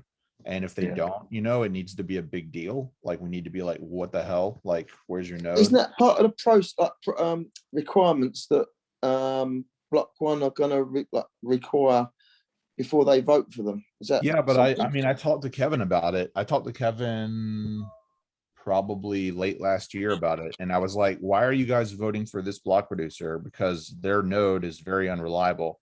And he's like, oh, well, they have the node registered in the BP, in the bp.json where they register the node location.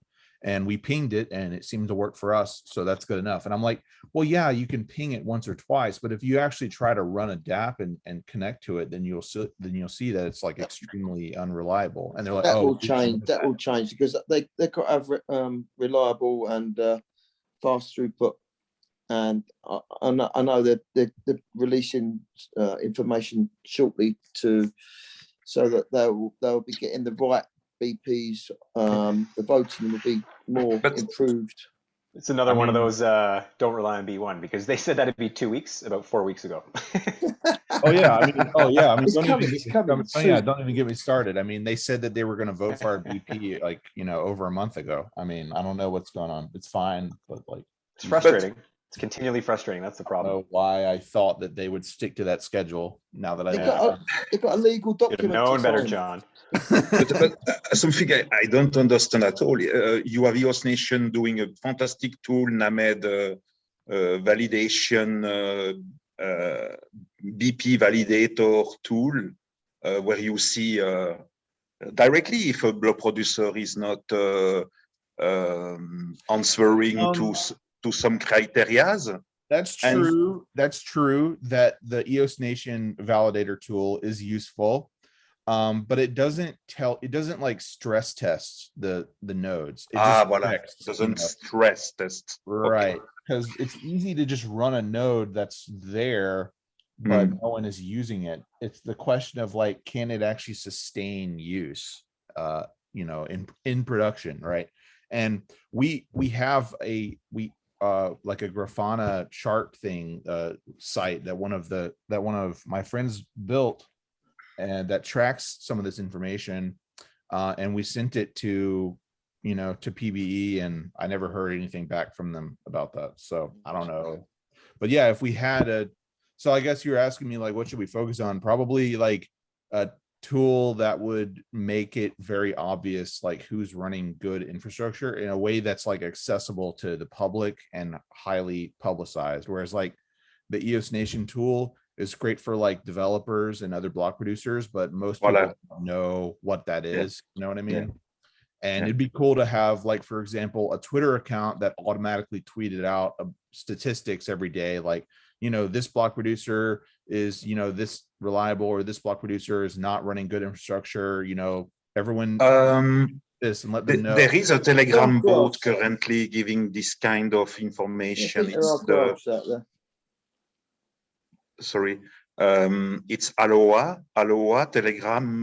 There is a Telegram channel bot giving you some notification when a block producer is not is missing grounds, or so that that bot will see if a block producer has missed rounds, but it's not checking their API usability. That's just about producing blocks. Okay. Which is but John, how do you test for a stress test? Like your conversation with Kevin, they pinged it a couple times, but you're saying like, no, you need to actually run a DApp to see what we really want to see. But how are you going to build that into a tool? You should have the tool spam their that's what we have. We have nodes all over the world that ping the servers at a random interval with like thousands of requests, and then we see which ones can handle it and which ones can't. Okay. Exact. Yeah. I was doing a loop with curl and calling the API node, for example, of scatter. Bad example, sorry. I was calling the API node of scatter to see if he was responding.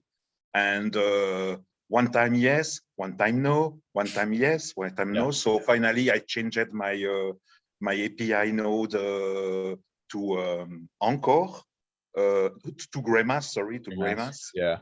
And sometimes Grimace also, no, Grimace generally is answering. And I was using one time api.eosn.io, so the eosnation.io. Yeah. I mean, I remember one day, and the Greymass, I would say, has the most reliable nodes, but even their nodes go down occasionally. And like, I don't like to build things that are reliant upon like a single provider, right? So even if it's the most reliable one ever, I want it to be able to fall back and things like that. Is that the highest priority, John? Though, because obviously we're quite renowned, our blockchain being like one of the fastest out there.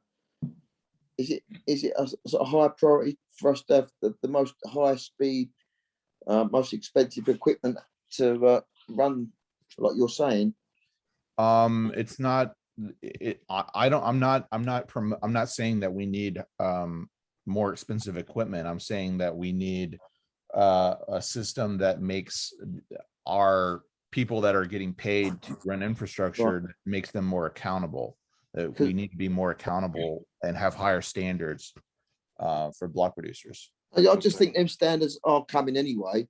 So I know we are waiting for Block One to make that announcement to say what them standards are. Yeah, but B1 also doesn't pick them. I mean, they have an influence, but they don't still pick the top 21. Like, it's going to be right. Don, what about the liquid apps model? I remember an old video watching of theirs where if like you can stake to different servers. Yeah. DSPs. Yeah, different DSPs. DSPs, yeah.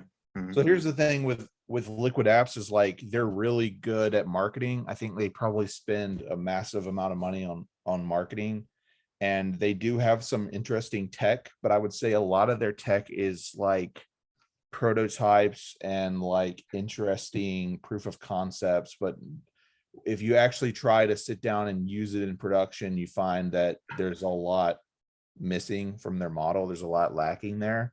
And I mean, there's not many applications live that are actually using their tech in production, or if they are using the liquid apps tech in production, they've actually forked it and made lots of modifications to it, and they've basically made it their own thing. So they used it kind of like as a starting point, and it's not part of the DApp network anymore at that point.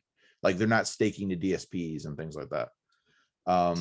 So I mean, I'm just very skeptical about a lot of their solutions, because like I was one of the early adopters of their technology, like with VRAM and everything. And we probably spent almost 6 months like working with VRAM and integrating it into the Boyd, and then we ended up just dropping it all because we just found it wasn't sustainable, it wasn't reliable.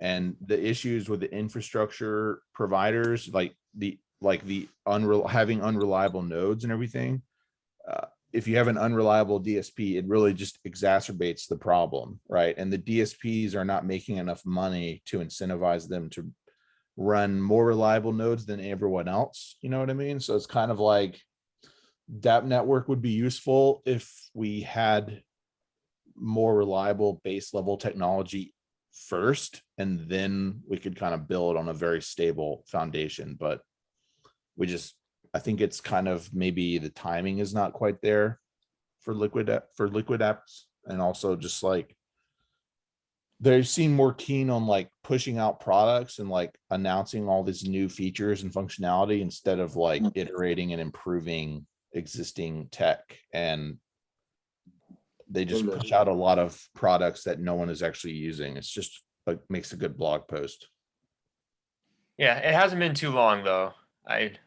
I'd hope to see them progress in the coming years.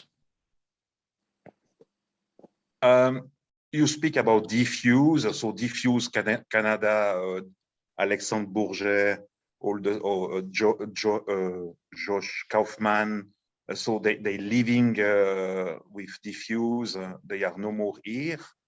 And the Hyperion by EOS Rio.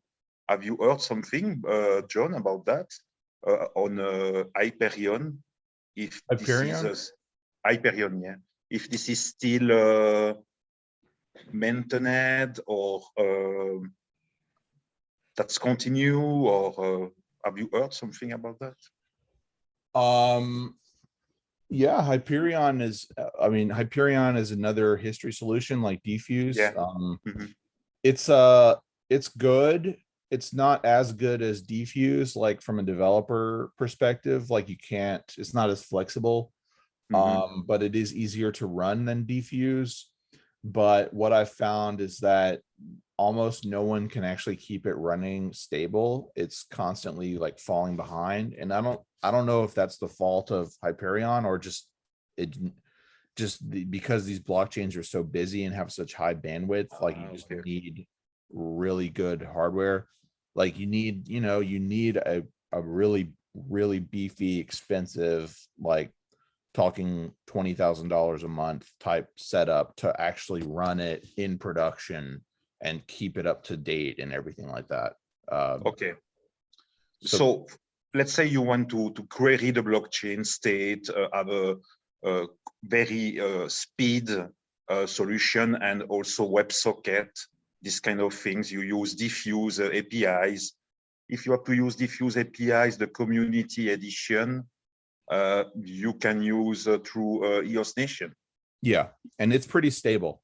So like that's how my EOS power up, it actually used Diffuse to check like how many power ups you've received, and then that's how I do rate limiting, is like I use history. Yeah, but there's only one provider for that, right? So if their service goes down, like there's no guarantee that they'll be able to continue running it, right? So so power up use Diffuse indeed. Okay. No one, but like, Hyperion is better because it's easier to run. So you could like conceivably have more providers for it, but like there literally no one can keep it running stable. So like, that's why I don't use it. It's because there's no reliable providers. Every time I try to build something with Hyperion, it just stops working because they couldn't keep up. You don't answer. Okay. It's the same problem on Wax. Like Wax has more activity on it than EOS these days, and they have the same issues. Oh, okay. Nice to to know. But just like just the wax company runs Defuse, their only provider. No, the block producers run Hyperion. EOS Nation runs Wax Defuse. yeah, they are block producer for Wax also. Yeah. And there are no more an HD. Sorry, there are no more a DSP for the DApp network. It's finished. I think they don't. They are no more a DSP for them. Yeah. Probably wasn't worth the effort for them to maintain that. Yeah, interesting. Something I want just to confirm, when I am into edeneos.org and I use the Anchor wallet to sign a transaction, sometimes cannot afford the transaction because the CPU, and he say dismiss. And when I try again with the Anchor wallet, that works again. So that's mean he has used automatically the power-up tool, or it is because he has used the fuel Grimace full. I just want to understand something. When you are at the limit of the CPU, sometimes with your Anchor wallet, with your account, is it using the Grimace full service? Grimace, isn't it? I believe. Yeah, so that's unrelated to like my service, like my EOS power up service. Like Voilà. basically they have their own system where they have like a service account that they keep powered up. And so it has CPU. And then when they're doing gray mass fuel, what they're doing is they're signing the transaction for you to provide resources for that transaction. So they might provide resources for, thousands of people every day by co-signing the transaction. And co-signing basically means you sign the transaction normally, and then they sign it as well. And they insert, a little thing in the transaction that allows them to cover the resources for you. Okay, so where is the power-up integrated exactly into the Anchor wallet? At which moment? Not actually. So it's not actually integrated in the wallet. It's just they power up their account and then they co-sign for your okay. and that's really how power up is supposed to be used. It's really more a tool for developers to keep things moving in the back end. Okay, so Grimace is using power-up to power up their own account, we can say. Yes. And it is how it is supposed to be used. Yeah, no, they're doing it the right way. Like they are doing the right way. Yeah. And also like Chintai also is using power-up. Chintai. Yeah, they have a service that's similar. Yeah. What's it called? Atomic Hub also, they co-sign transactions. So they do it a little bit differently, but basically they have an account that they keep powered up using my service. So my service powers up their account, and then their account co-signs transactions for users on an individual basis. And that's also a good way to build it. The problem, but it's not as good, in my opinion. It's better if what's good about their implementation is that it works with Scatter. It works with any wallet because it's independent of the wallet. The problem is they had to build that integration. Like there's no drop-in code for developers to do that. So like you kind of have to do the work and build that integration yourself.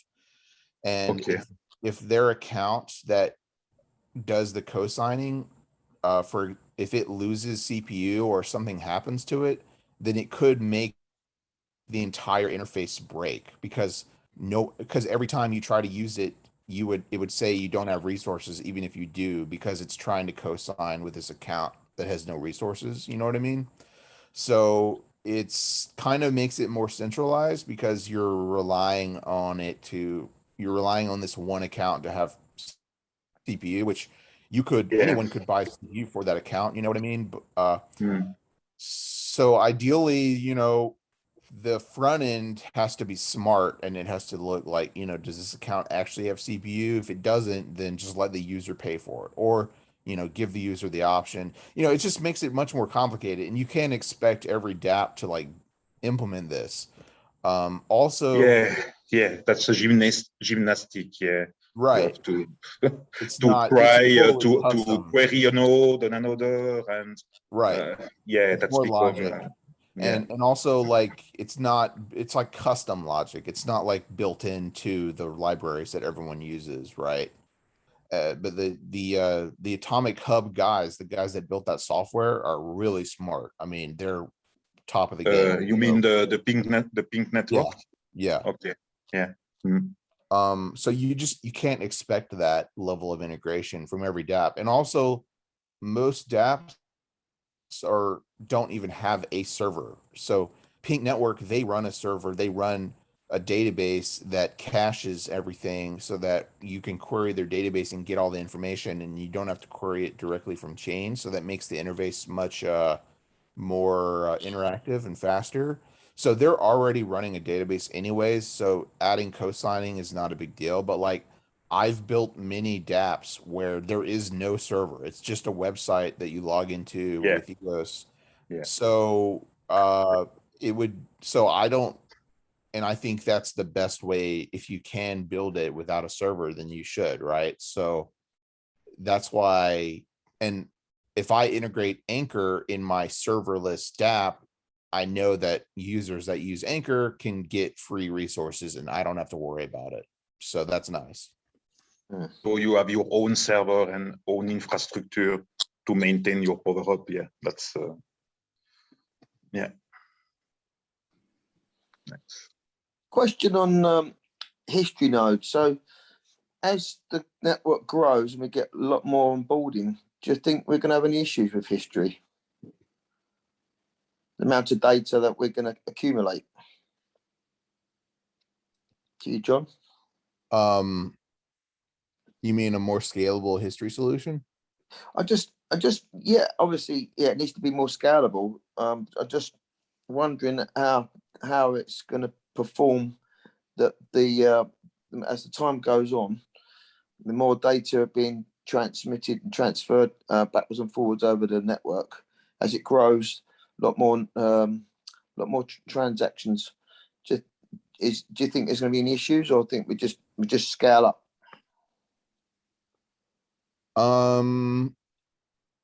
It's because you don't have to maintain all the history. You could just say like, we only have the last 2 years of history, and if you want more, then you can download all the blocks and get it yourself. That's fine. It's more of a matter of, so that's kind of like a constant rate of increase, but not necessarily a constant rate of what you have to store, if that makes sense. Oh, okay, right. So what sort of a length of time of data would you require generally in history? Would you say a year or two would be sufficient? Most queries are recent. They're like in the past. Like if you go to blocks and you're looking at your account and it's showing you the last 100 transactions on your account, like so like just having lots of history providers that just give you the past 24 hours would be nice. Plenty enough, yeah. That's I mean, even that is like a chat, like no one has actually built that out, like that's actually a challenge to build that. I think Graymass has something like that, but it's not open source or documented or anything like that. So yep, infrastructure, need more funding for infrastructure. Yeah. Well, John, I reckon you should write a nice shopping list.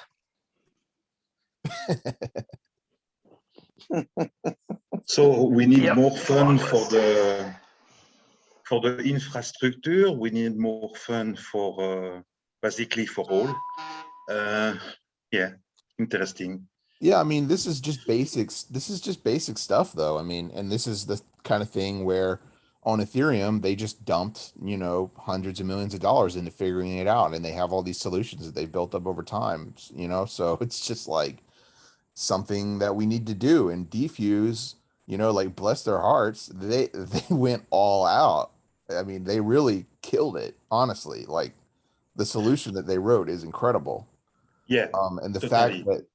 fact that The master blockchain, of the querying the blockchain Yeah. is Diffuse. Yeah, it's yeah, incredible. no I doubt. mean, it's really the solution. State Holy of the shit. art and Yeah. all. Yeah, And they went above and beyond. Like they didn't just build like querying, but they built all these other tools, like these snapshot tools and all this stuff that, and you go in their Telegram and ask them questions. They're very helpful. Me and Seth have spent hours like going back and forth asking them questions about all this stuff. So yeah, it's really a shame that they basically got bought out by the Graph, which is like an Ethereum based project. But I actually think that Graph is expanding because Graph announced that they're expanding to more chains. So I think it's just a matter of time before we see those guys again, building. yeah, they will come back Yeah. when all is once again stable and stable. Yeah. More funds indeed. The fund is I don't think it's well, I mean, they work for the Graph now, but what I'm saying is Graph, yeah. the Graph is adding more blockchains to their repertoire. So they'll get around to EOS, probably in the order of market cap or something like that, right? So if we get up the market cap, they'll probably add us sooner rather than later. What do you think about the BSN network? This initiative where Diffuse was in, EOS Nation was in. So now that Diffuse is leaving, is this still something with BSN, or it is totally? I mean, I logged in to their website and I like made an account and I could not really figure out like what's the point of it. Like I don't really get it, but also it's like it's clearly aimed at like a Chinese community, and so I felt like I was just kind of out of touch. But it sounds like kind of like a all-in-one infrastructure provider service that plays nice with the Chinese firewalls and Chinese government and everything. So they are building there for the moment. Yeah. I mean, apparently they are going to offer like private networks as a service and like the ability to move assets between chains, but I've never heard anyone really talk about it other than them, because Block One was gonna, that's one of their offerings was blockchain as a service, wasn't it? Is that still on the cards? I heard that was basically shut down. My understanding was that they stopped focusing on that, which was kind of weird because they had this big thing about it. They made like a big announcement. They came out with those videos. Those videos are actually pretty good. Like the training courses that they came out with, pretty good content, pretty informative. Yeah, I've seen them. So I was kind of surprised a few months later, there was rumors that a lot of those people that were doing that had moved on to other projects. So it seemed like that whole program had kind of shut down. And I guess it wasn't profitable. Oh, that is really really bad, because that to me was, I mean, Profire and blockchain as a service was something that went hand in hand. I just don't get that.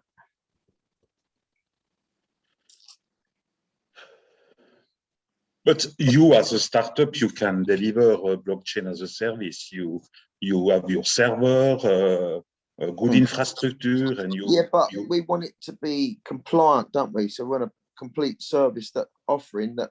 Yeah. This is what we want from Block One to offer. This is what we want, but we don't get that. Big companies that they want to use blockchain. So they're frightened to jump on board any old blockchain. They want to be compliant and make sure that this is the right one. And that's a great The- opportunity. I think they're missing out. We need to go down that route. But yeah, the problem is you hear something. This is written on the paper. This is marketed and all. If you are not scratching the surface and going into the low layers, only a developer can do that. Only a software engineer can go into the detail and understand. But for a Lambda user, or let's say that want to work abstract, you need some trust. So trust, one more time, it's very difficult to know the truth. If you want to know the truth, you have to go deep into the solution and see if it is still maintained or still alive. After that, you can say, so the state of the EOS ecosystem is that. After that, you write a beautiful article and you say what is the current state of the exact current state of the EOS ecosystem today, and no yesterday. That's It seems that Block One just continuously let us down. Really, just they don't announce anything, but when they do announce something, bullish. They fail on it. Yeah, I mean, and bullish. We don't know. I'm talking about the soft blockchain as a service. I'm talking about voice, and it's voice is already ongoing issues. But anyway, that's just it's a shame, really. For me, we have the voice with Clarion and Eden. Voilà. We have the voice. We have our voice. We can voice it. We can say what we want. Sorry, we can say what we want. You understand? We can say for what we want to go, and yeah, we are working. It's not definitively not dead, because all we can rely on with Block One is basically infrastructure, updates to the actual chain, and keeping on top of that. So anything else, we need to make sure that we can fight for our own cause, and make sure that whatever we want, we got to go and do it. And we can't rely on anyone else to do it. So that's what I think everyone now beginning to realise, that we can't wait for Block One anymore. So, and that's a good thing. Personally, I was beginning to think really that we cannot expect anything or fast anything, or let's say we don't have to think about. Voilà, to think about. If it's come, but we have to continue to do what we do. Yeah. So when Dan was coming back to EOS, that's belong to us. It's beyond us. Yeah, we cannot rely on one person. We have to be very independent. So nice. Dan is very important to the whole thing. I am very positive with Morical Animals and all that. He's one pawn, isn't it? We need multiple. We've got all the different things that we've got, like the jigsaw puzzle in lots of pieces, and we need to bring them all together. And finally, I think we've got all the pieces now that are finally coming together, whereas before we didn't have that. So I'm excited. I think we are going the right way. It's just really a matter of time now, isn't it? I reckon 6 months down the line, we should be in a much better position. Never expect a date. No, I can't. Never expect a date, and because in software engineering we know that the dates that's change. Events change. That's always change. So it's difficult to plan something. Very difficult for a startup today to go into to work really 100% into the blockchain. My hope is that my hope is as things start progressing and snowballing, and our market cap starts going back up, and we get back in hopefully to the top 10, other chains will start to go the opposite direction, and hopefully we get a bit more, bit more of the network effect that we are hoping for, and I can see that happening, but maybe in the next year I can see that happening. But I mean, maybe I'm a little bit too optimistic. Don't say that, because you don't know. What do you think, No, Chris? not make a false expectation. Just continue to do. Sorry, 1 year. fucking do it. We have to fucking do it. And no, sorry, yeah. No, that's the truth. That's We the have to first do. time I heard you swear, Patrick. No, but you know me, yeah. Yeah. No, I don't. I want to. We want all to succeed, but what does it mean? Yeah. And we deserve all the best, and we have a beautiful technology for sure. We have the very good technology, EOS.io, smart contract platform, EOS.io protocol. That's just fantastic code. It's C++. It's not Solidity. So for this reason, I am very happy to be in it. But yeah, the selling point at the beginning for me was EOS.io storage, and yeah, IPFS, EOS.io storage, all this stuff, IBC. We don't see that today. Thing, isn't it? IBC that network is trying to do as a beginning to do that with cross bridging, interoperability, and all this. And boss, question for John.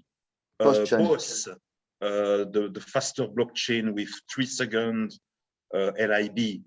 Have you continued to follow Boss about the IBC, because they have implemented something about that? Or yeah, Boss, they really wrote some really interesting technology. I mean, they did some pretty innovative stuff. They changed the they call it the last irreversible block. They changed the way that consensus work. So basically the way that consensus works on EOS is like someone makes a block, and then the next node after them, verifies it and includes it, and then the next node verifies it and includes it, and then you wait until 2/3 of them have verified and included it, and then it's considered finalized. On Boss, you make a block and you send it to all the block producers, and they all verify it immediately, and then they report back, if they think it's valid or not. And so basically, because you don't have to wait to do the whole round, that you can get the block irreversible in 3 seconds, nearly instantly. Yeah, like in a few seconds instead of a minute or so. And that's good for IBC, because you need it to be irreversible in order for IBC to work reliably. So that's a great fit, but it does increase the network bandwidth needed. Like I think it like quadruples the network bandwidth that the block producers, because they just have a lot more data that they have to send on a more regular basis. So that's and also I think it's a little less, so it's faster, but it's also like more prone to failing if block producers are offline, for example, and things like that. And failing just means like the blockchain pauses until nodes don't come back, or the right nodes get voted out or voted in.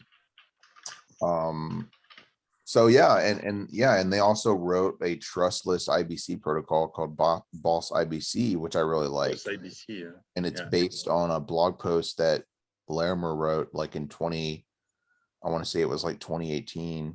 He wrote a blog post about here's a potential way you could build IBC on EOS, and they just took that blog post and wrote the code. And the problem is just like that project ran out of funding, I guess. Like they just have the community. Sorry, always the same problem indeed. Yeah, that's really the problem, the funding, no doubt. They have, there's other issues. It's like they have their own token, but they had a very poor distribution. I think like there's like the Boss Foundation holds something like 70% of all the tokens, and like the Oh, good okay. block producers that were actually running the IBC got voted out, so, and like there's like fake block producers that got voted in their stead. It was kind of funny. Like EOS EOS USA, Nation was in.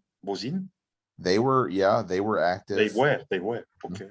Yeah, and they also helped implement a worker proposal system.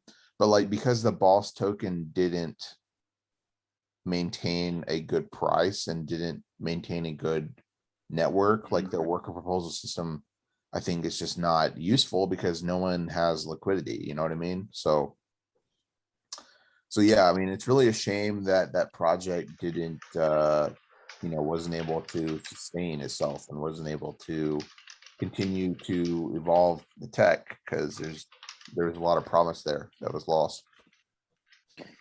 So, John, going back to where we was earlier, for you, is infrastructure the highest priority for you? Do you think to get onboarding and for the because where we want to get to? Obviously, there's a step by step process to get there. For me, there's three things. Mm.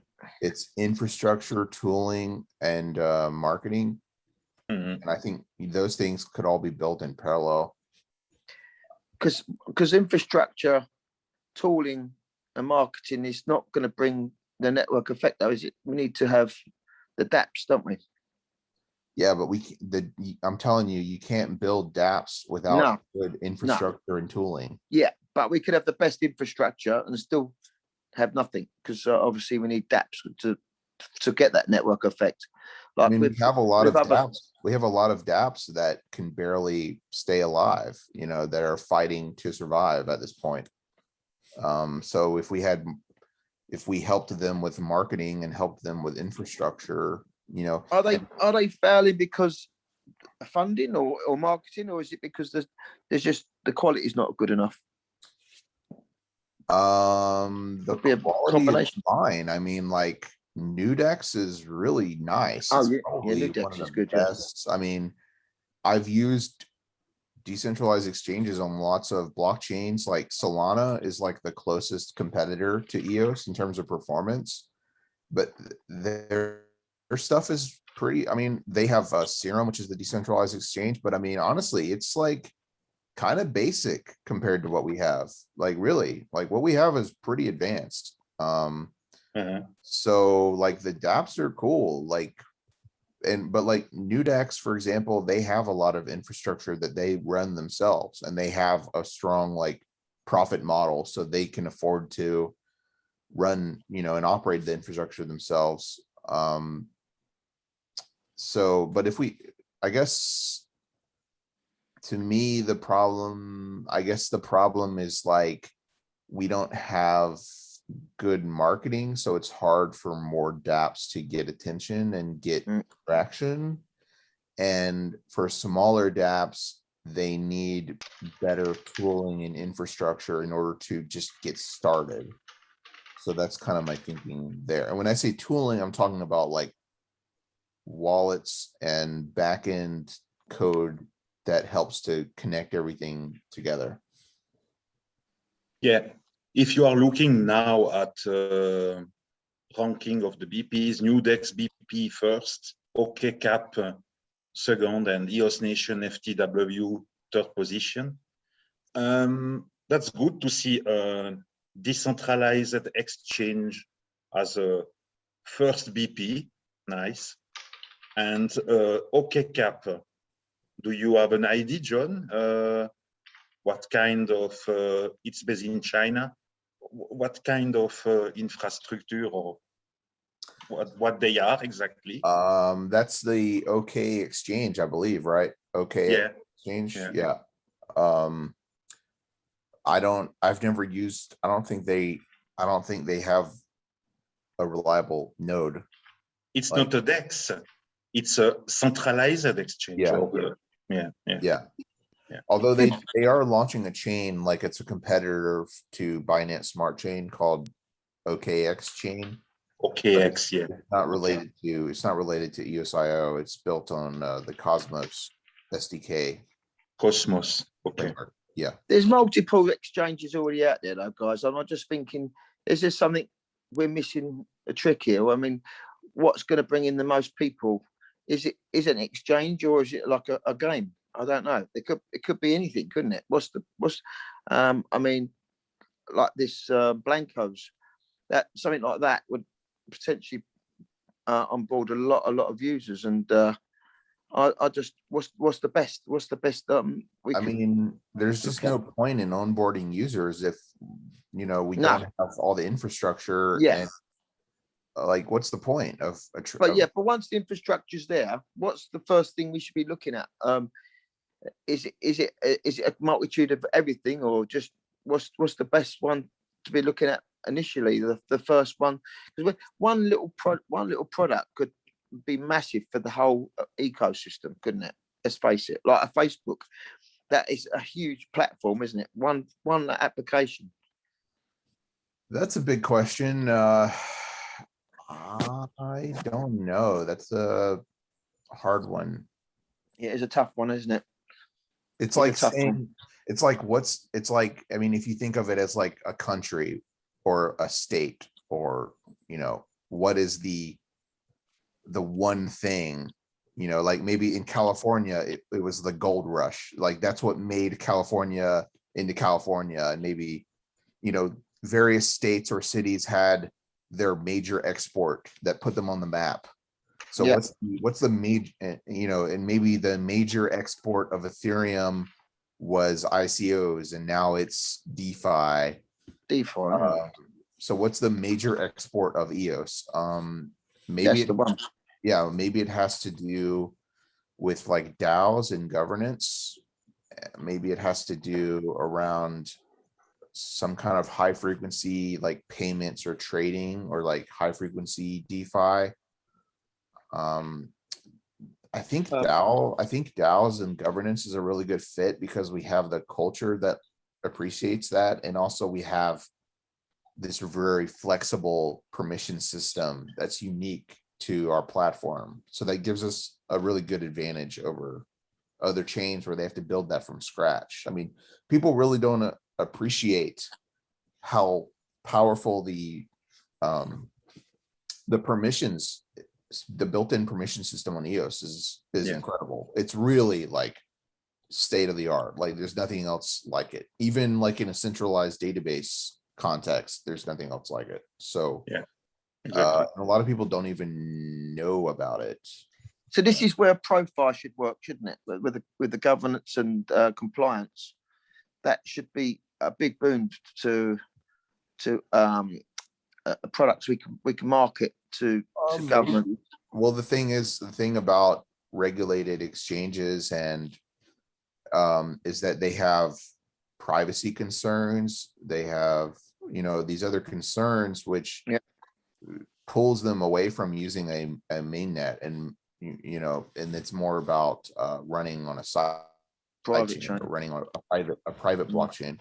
But I think this is okay. So the narrative for Ethereum scaling has changed, but it's happened kind of in a quiet way. Like the narrative for Ethereum scaling was like, we're going to have 64 shards, and each shard is its own blockchain, and you can run contracts on them, and the shards can talk to each other, and each one is going to be like another instance of Ethereum. But now the narrative is there's just going to be Ethereum, the regular network that everyone's used to, but it's going to have proof of stake consensus instead of proof of work consensus.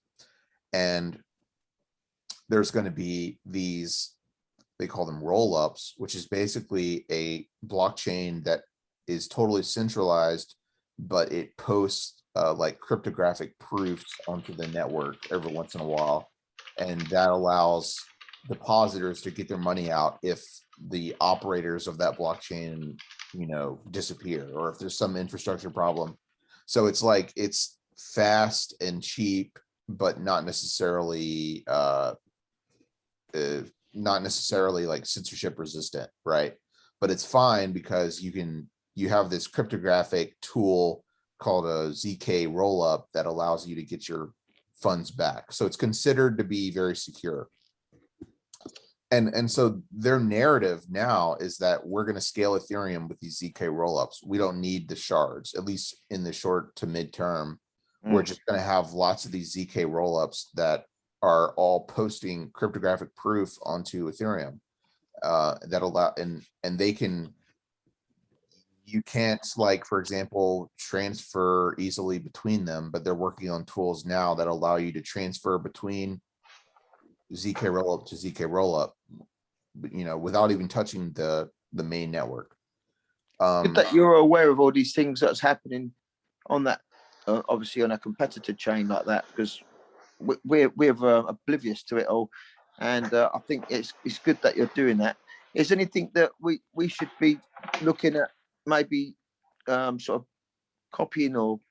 Well, that's what I was saying. Well, that's what I was getting to, is because you were talking about how is Profi, you know, going to be relevant, and I'm saying, like, I think that Profi is not going to be on mainnet, but if we have tools that allows these private chains to post like cryptographic IBC connections to mainnet, so it's like the chain is private, but there is a very clear way for you to move assets to and from it from mainnet. And a bit like Bullish, I guess, isn't it? Because that's like a sort of private chain. What Bullish is doing is they're just posting, like, or they're going to hashes. They're just posting like the hashes of the blocks, which doesn't really enable anything. It doesn't, you know, it's not like cryptographic proof. You know, you can't like redeem your assets to the mainnet, or what I was describing with how Ethereum is working now.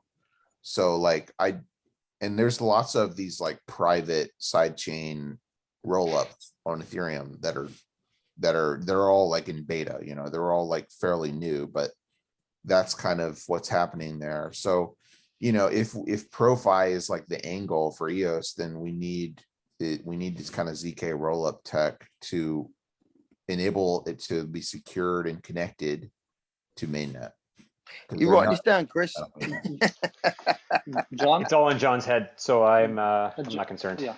I listen to, I mean, there's a YouTube channel run by a well-known Ethereum guy called the Daily Gwei, and he just goes over the latest news in the Ethereum ecosystem like every day. It's like a 30-minute YouTube video, and it's just like 30 minutes of pure content, and then they make a podcast like a few times a month. That's like a 2 or 3 hour podcast where they talk about all this stuff. And then there's also the Bankless podcast where they talk about this stuff. So that's how I know all this, because I also follow, you know, Substrate Community. They have a podcast called The Relay Chain, which is totally run and funded by the Web3 Foundation. And there's also, Is that something we need? A daily EOS podcast? Oh, absolutely. Yeah. And it's very John, you don't want to make a daily podcast on EOS.io? I think John should be a part of the foundation team. I mean, obviously he's got a busy life anyway, but 30 minutes, not we need more. we need him in the foundation, don't we? A bit of direction. Like, you guys need to understand that, like, when I started building Void in 2018 on EOS, my intention was always like, I just want to build a dApp, you know, I just want to build an application, and this technology looks pretty sweet. I hope these people have the governance figured out. You know, I'm not really going to participate in the governance. I have crashed my computer by using app.boy.com, but it's not your fault. I was always up and running with my computer and I have crashed my laptop to be into the leaderboard of APP, which team? EOS Nation team? I don't remember, but I was very motivated, and I was leaving my computer running. I put the CPU, I put all, and I think it was at the end of the time, my computer, so my laptop, and it was crashing totally. Yeah. Yeah, Boyd has killed a few. Boyd has killed a few end-of-life laptops. Yeah, it's definitely happened. No, it's Oh, a we can nice. afford another one. I love app.boy.com. That's just a good project, and I was very fan also of He's No More Here. That was Chris, not Barnes, but Chris of the team Effect.ai. Yeah, we had some Chris, cross promotion. Yeah, what's his Chris, name? yeah, Yeah. Chris Dahl from Effect Yeah. AI. Yeah, Yeah. we used to have some collaboration with them. Ah, you do? Okay. Mhm. With Ketchup Heinz, they are with Heinz Ketchup or something like that. They Yeah. are, yeah. They have a kind of tool where you can become a translator for YouTube video or for different services, and that was very interesting. But now they are working with Binance Smart Chain, correct? They are working with them. Yeah, but they still build on EOS, and everything is still like they have a DAO, and all the Okay. contracts and everything is on EOS. They just Okay. they made a big commotion that they were like moving to Binance Smart Yeah. Chain. Honestly, all they did was like they set up a bridge and they have some liquidity there. That's it. Misunderstanding sometimes.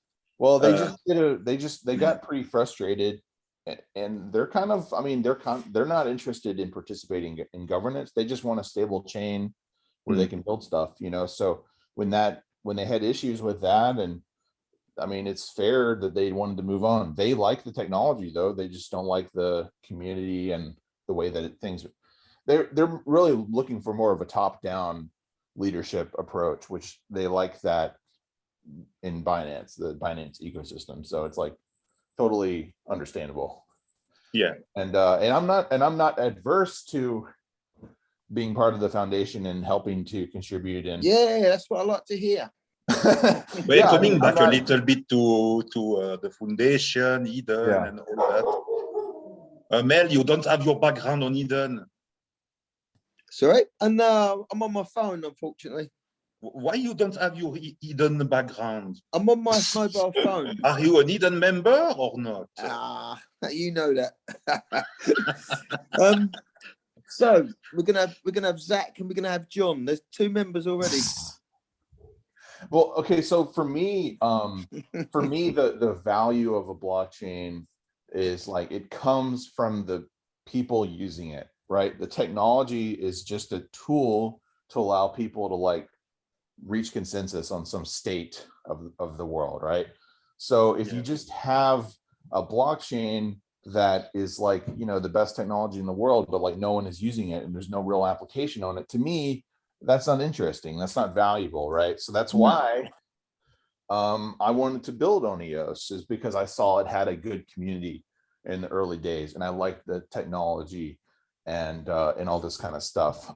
So that's why the governance and the kind of base level stuff is kind of less interesting to me, because like it's just a means to an end. Whereas like building something like Boyd, where we could potentially onboard, you know, hundreds of thousands, millions of people that are using the blockchain and like not even realizing it or whatever, like that's kind of the end goal. That's what we're all aiming for, right?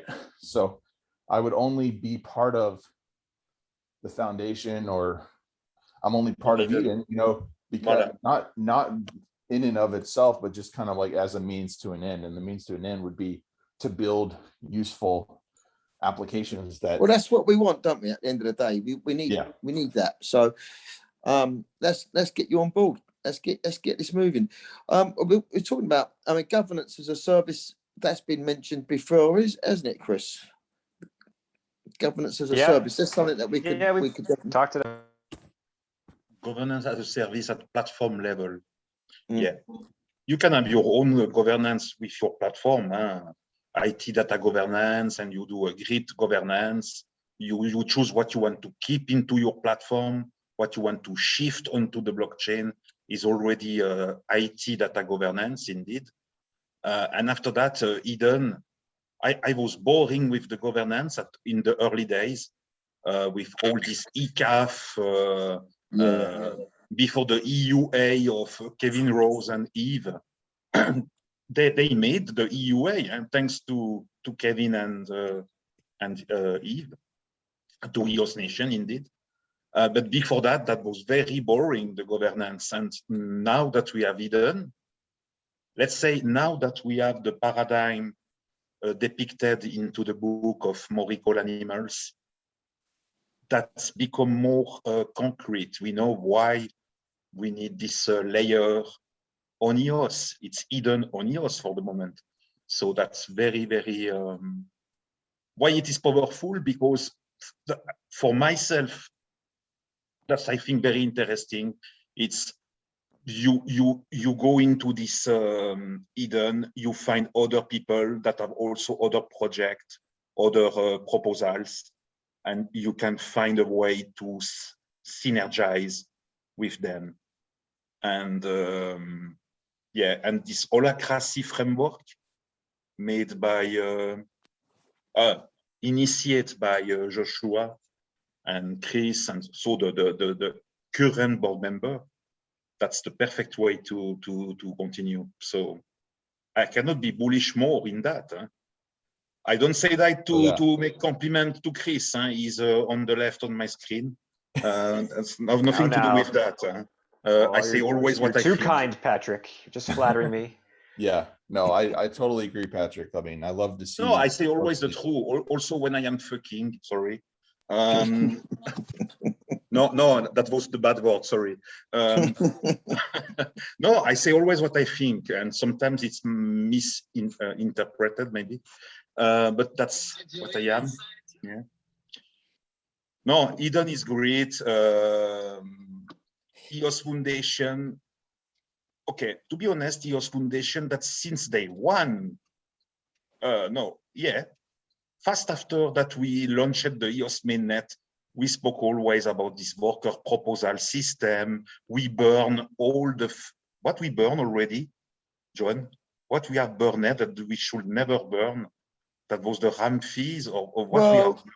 We had 1 billion coins, for God's sake. So Yeah, but I asked to John exactly what we have burned. I don't think he'll know that, will he? You mean John? how much? How many tokens we burnt so far? Oh, I don't know. I wasn't really paying attention. Sorry, I was asking. John just wanted to build stuff. That was a governance detail. He could. Yeah, no, I wasn't. No, it's not a governance. No, like... sorry, it's not a governance detail. It's very important. When the EOS mainnet launched on June 14, 2018, just after a couple of months, we were with this worker proposal, WPS and all, and was coming a point where we have burned token, and those tokens were into an account named EOSio Savings, or I don't remember the name. We have didn't burned get burned, did they? I just got put into a separate account ready for when we need them. I think. I believe it was about 12 million at some point, Voilà. and then around 35 million altogether, maybe around 47 million tokens was burned. These tokens that we have Something burned, that was supposed to be used for worker proposals, right? Or not? Or I am totally wrong, or I just yeah, the white paper said like the worker proposal system won't be live on launch, but it can be added in later, and the funds will be accumulating in this account, and the proposal system can be used to distribute this fund. So that was the plan. Voilà. And so, there just wasn't it 5% total, 5%, and then 1% come back to pay the BPs or something like that, was it? Yeah, total it was 5% inflation, and 4% was going into savings. So yeah, it's kind of like going into the saving, and we have burned that. Yeah, but it's like a lot of money, and no one could agree on how to spend it. That was it. an error, but and we are always intelligent after. But Guys, and if we should have this fund now, we could basically do the worker proposal system. Thing is, though, Patrick, if we actually use that 4% at the time, what effect could it? It could have been a detrimental effect as well. You don't know, do you? Because If that was just dumped on the market, that could have drastically reduced the value of the coin as well. So there is two sides to it, isn't there? Yeah, there was a reason why we have burned. Yeah, Yeah. there is But always that a didn't- reason that why we didn't are doing increase the- something. Yeah. Yeah, the Didn't thing increase is, the value. there was a lot of talk around like how to spend it, and there's lots of ideas. And I remember promoting some ideas that I liked, but they just never got any weight. And there's kind of this impression that there was kind of backroom deals, or like there was not a community discussion. You'll never know. It was just kind of like a few people said this is the way it's going to happen, and that's what happened. And so yeah, you just kind of got the impression that some people had a bigger vision or knew more, about what was going on. I think there was the impression that Block One was going to step in and help with that or something. That was really the impression. The impression was like, oh, well, Block One is going to help fill this role, so we don't actually need these funds. Maybe we need to save them for a rainy day or whatever to be totally independent, but probably it'll be fine. We don't need it. That was kind of the general consensus, I guess. Yeah, and something you mentioned, John, you said, okay, we need more, we need funds for basically for the infrastructure, for the tooling, and for the marketing. Let's make the pyramid. And something I want to, but you will say maybe it's obvious, it's transparency. We do all that. We want more funding for this 3-piece, but we need also a lot of transparency. We have to be very transparent in what we do or what we want to do. And with Eden, from the beginning, we are very transparent. All is on the video, all is on the Zoom, as today, that's recorded. And yeah, why I say that? On the blockchain. Because I want to see exactly what are the plans. Someone that was Max today in Telegram telling, don't make too much plan, just do it, we will see, let him do it. Okay, nice. But I want also to understand the point that were addressed into the post of Chris, because that is totally legitimate.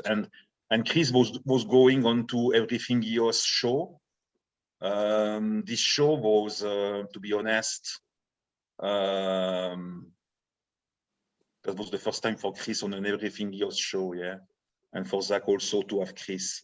But that was very centered onto this EOS Foundation and the place for Eden that was minimized.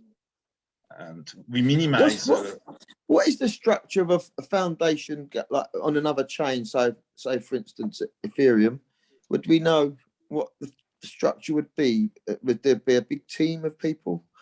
Is it huge? Is it small? Does anyone know?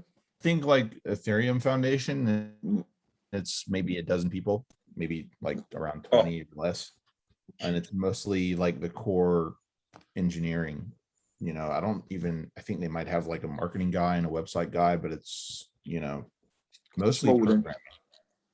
Mostly programming. This is all based in one place, this foundation of Ethereum. We know that, it's in Switzerland. Why would you need loads of like developers in a foundation? That's just because they don't actually do. I mean, they do grants like through Gitcoin, but they don't. It's not like EOS VC where they are like interviewing and doing a bunch of due diligence on projects. It's like, we'll throw 100,000 at this, we'll throw 100,000 at that, and we'll let Gitcoin.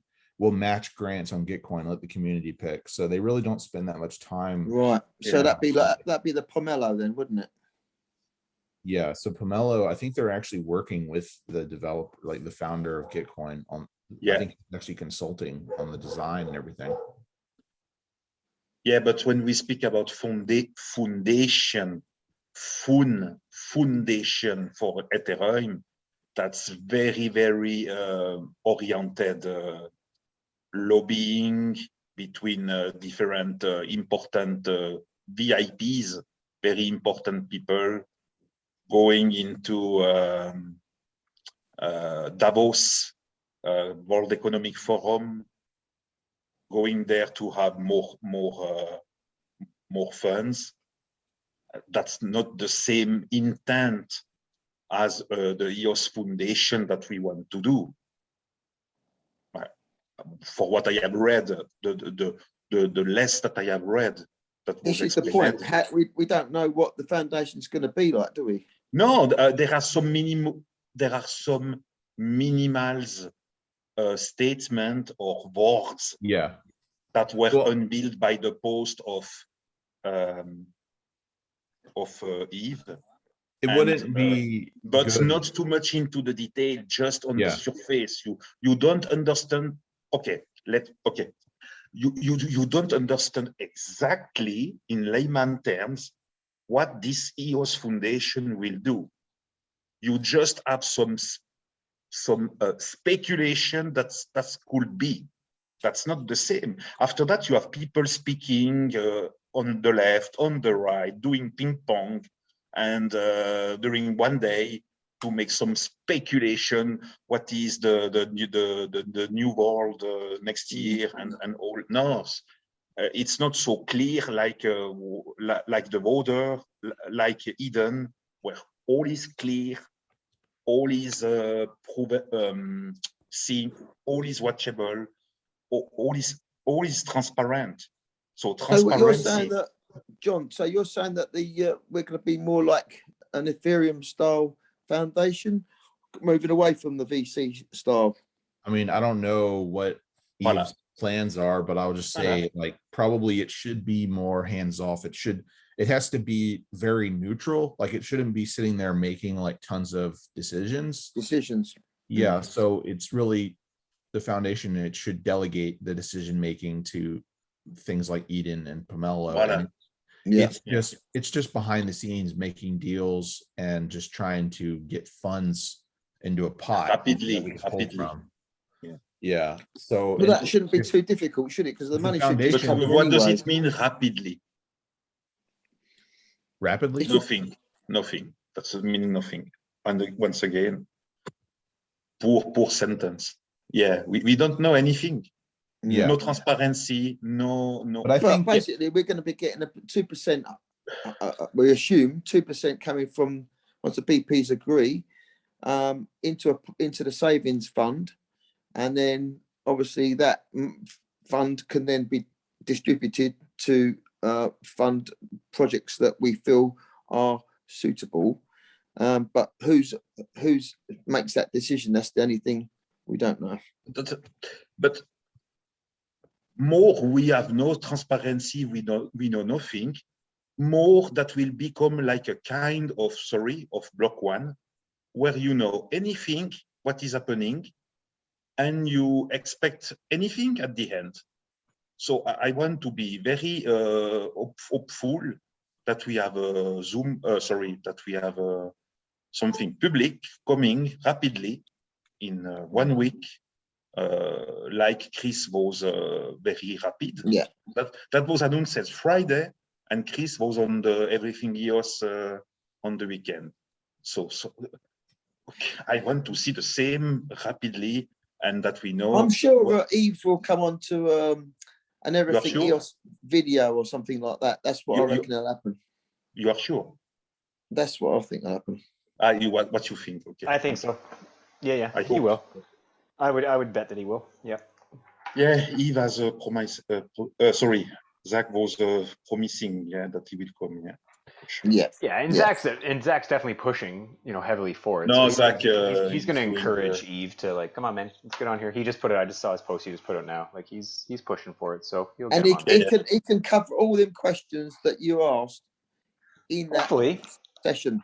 Yeah, that's why I think it's important that we got the questions out in one place. They're not littered over Telegram. So it's the ball's in Yves' court to answer some questions and let us know what he's got planned. Hopefully it's all awesome, and away we go, right? That's all we can hope for right now. Yeah, that's it. Can't assume anything otherwise that's negative. Yeah, Let's just give that's Eden a the chance good, to response. We don't like necessarily how he came out with very little information and didn't mention Eden as an Eden member. Yeah, No. not perfect, but he he can still turn it around in terms of comms and give us give the community more info. Definitely. I think he didn't want to, because Eden is still like fairly new and experimental, and he's a big fan of Eden. Like he likes Eden. You know, I've talked with him about it and everything. He's an but- Eden member, huh? Yeah. He's an Eden member. And So- and he was great to work with in the first trial election. Like he Yeah. really got it, you know. So yeah, but- you went into the same round. I forget. but I think his goal, you know, just trying to think of, he's thinking, you know, very politically. So his goal is to be as neutral as possible if he wants to get broad support. So he's not pro or against Eden. He's not pro or against this or that. He's just pro EOS. And so he just needs to get the block producers to support the foundation. Yeah. And it doesn't Yeah, matter. but he They just have to needed trust his he judgment. needed Dan support, didn't he? Which he's got, and Dan wants Eden to work as well. So that's Right. hand in hand, goes hand in hand, doesn't it? But the important part is that Dan supports him, even though Dan did add, you know, like I support him as long as, you know, this and that. It's just Dan supports him, period. You know, so yeah, I think I can see his angle. You know, I see what he's doing. I believe.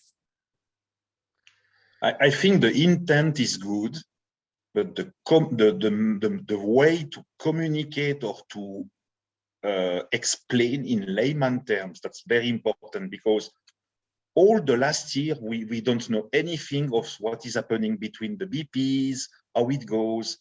Now we are 2021 August, we have Eden. I want to have more transparency between the BPs. That we know Well, what is Chris is happening. doing that, isn't he? He's going around seeing the BPs now, isn't he? Doing that, so that's a good step. I'm starting. I'm interviewing Aaron Yeah. from Grey Mass tomorrow, so Nice. yeah, I'll keep working through them. But That was needed. that's slow. Like it's a gentlemen? lot of BPs to get through. It's slow. Hey, Abesh. I have a question for John, if I may. It's more of a technical question. So, you know how in EOS we got up to about almost 4,000 transactions per second? Is this sustainable as it is with the infrastructure that we have? Is this sustainable, and can we do this over an extended period of time? What's the capacity of the network, in your opinion? No, I think, you know, I think we could probably do like 5,000 or 10,000 transactions per Yeah. second, especially like as more updates come out and things are more optimized. Right. Right. Probably we Okay. couldn't sustain, like if we tried to sustain Yeah. that like nonstop, the costs, Yeah. the infrastructure costs would be pretty extreme.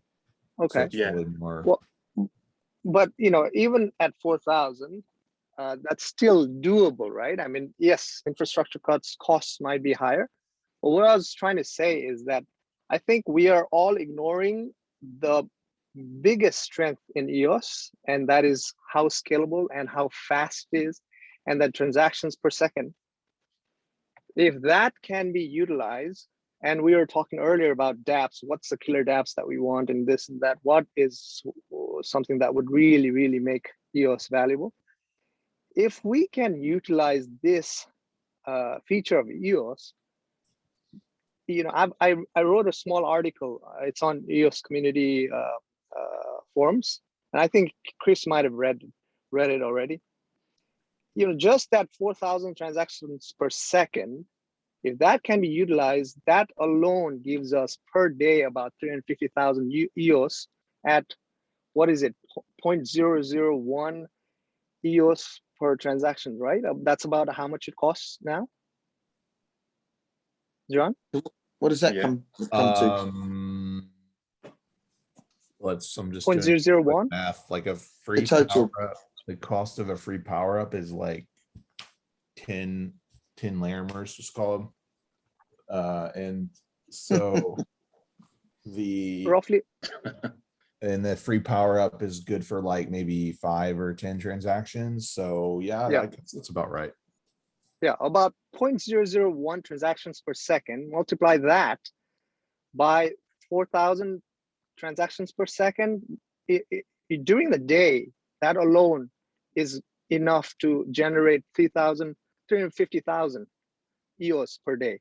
Multiply that over a whole year, you've got enough enough EOS, I mean, this is hypothetical, of course, but if you got enough EOS, that comes to around, rough math, that came to around about 12% of total supply of EOS circulating into REX every year. And we're here sitting arguing about 2% inflation when, you know, you could really, EOS has the possibility to generate on its own through transactions 12% of the total supply every year. Why would we then be, you know, arguing about 2% inflation? So I think, you know, in the long, long scope of things, this 2% inflation is nothing. You know, It's No, nothing. we know that. jumpstart. 2% is nothing. Yeah, Yeah, not a let's lot. We know jumpstart. Yeah, jumpstart EOS, get it to a point where it's generating all that into REX, which then, you know, with the 12%, I wrote this article, and John, you can check my math and see if that makes sense or not. You know, that alone would take care of inflation, take care of BP pay, take care of, you know, rewards. Would it be for- good for like, say, credit card transactions? Would it be, was that fast enough for that? Like a I don't know, Barclay card or something that's got I think- multiple transactions going through it. 25,000 for a Visa transaction. 25,000, 25,000 transactions per second. is it? Visa, yeah. And Facebook 25. 50,000 Wow. I transactions per just, second. But I then- mean, just because we can do that many transactions, doesn't mean we should aim for that. I'm not of the yeah. opinion, like, and just because we can generate, you know, a certain amount of fee revenue from those transactions, the cost of running the infrastructure would increase so much that the fee revenue wouldn't fairly compensate infrastructure providers. Something that I think that we don't speak. We have 0.5 seconds for the block time, and for the last irreversible block on the EOS mainnet we have 3 minutes. But I think with the EOS IO version 2.2 that we have now, it's 2.2, something like that. Yeah.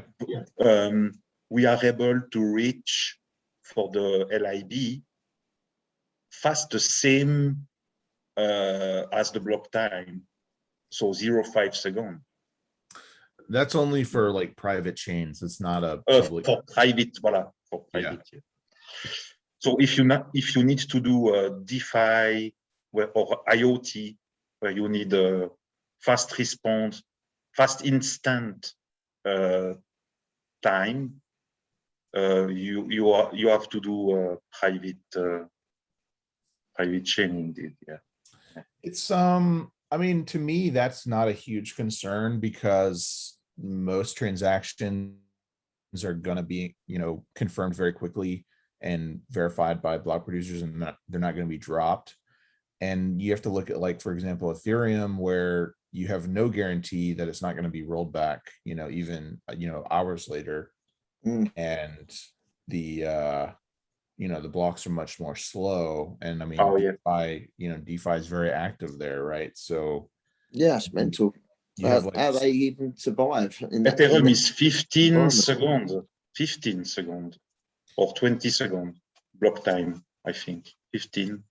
I mean, Solana, I've been studying their tech and it's really interesting stuff. Like, they actually doing parallel smart contract execution. They have 400 millisecond block times. They have, I think, like 2-second irreversibility, and they have a lot of, you know, they have like something like 100 validators that are like active, you know, at any given time. So, and it's all enabled by their consensus mechanism, which is like totally new, like totally novel. Like, no one's ever done it the way they're doing it. But it's also like it's also, on top of that, it's also just a delegated proof of stake chain, which is interesting, you know. So, but exactly the same, apart from they've got 100 validators working at all time rather than 21. Yeah. It's in that respect. They're like random, like we have 21 that are like put in a specific order, and Right. they have like 100 that are like randomly, like it's a verifiable random function, randomly chosen. And the consensus mechanism that they use allows them to agree very quickly, because they have like a time, it's like a time base, they call it proof of history, I think. Right. And yeah, it's really Where? the Solana. Solana. À Solana. But what I'm saying is, like, this is a chain that has the capacity for much higher transaction throughput. Just Yeah. because they have a higher transaction throughput, that's not the solution. Like that, it doesn't automatically make them, more valuable No. or better or whatever. It could be a problem. It's a fairly new chain, right? What Yeah. happens in a few years if they keep pushing this thing at max speed, they're going to run into the same problems that we've had with infrastructure costs and scalability, et cetera, right? So, But I mean, any of them good aspects we can always utilize in our chain. It's obviously, with future upgrades, we can look at anything and bring it in quite easily. So it's Yeah. good to look at other chains and see what they're doing and benefit, and what's benefiting could benefit us, and that's good. yeah, like they don't have accounts, or they don't have, multi-sig, they don't have permissions. Abstraction as us, they don't have that. Yeah. But for me, the selling point also for developer, for develop application builders or that providers, that was always that the EOS IO and the EOS mainnet could be used as an entry point into this EOS ecosystem, and to in the box and going also out of the box with other blockchain ecosystem. So let's say Bitcoin, leverage Bitcoin on EOS, leverage Ethereum on EOS, leverage any kind of systems and protocol, blockchain based or not blockchain based, using That's always been the EOS plan, IO isn't it? and From day EOS. one. That's always been the plan, isn't it? Obviously, YBC But from Dan, but obviously that's not any yeah, time but soon. however, that we don't have the IBC app that was written into the white paper, thanks to the EOS mainnet as a settlement layer, and on top of that, you had the DApp network middleware. You have all the piece to do, and plus the Eden OS, Clarion OS, but that will come. We have all the possibility to be the entry point and to go to other universe, other blockchain sphere. So we are alive. We are not dead.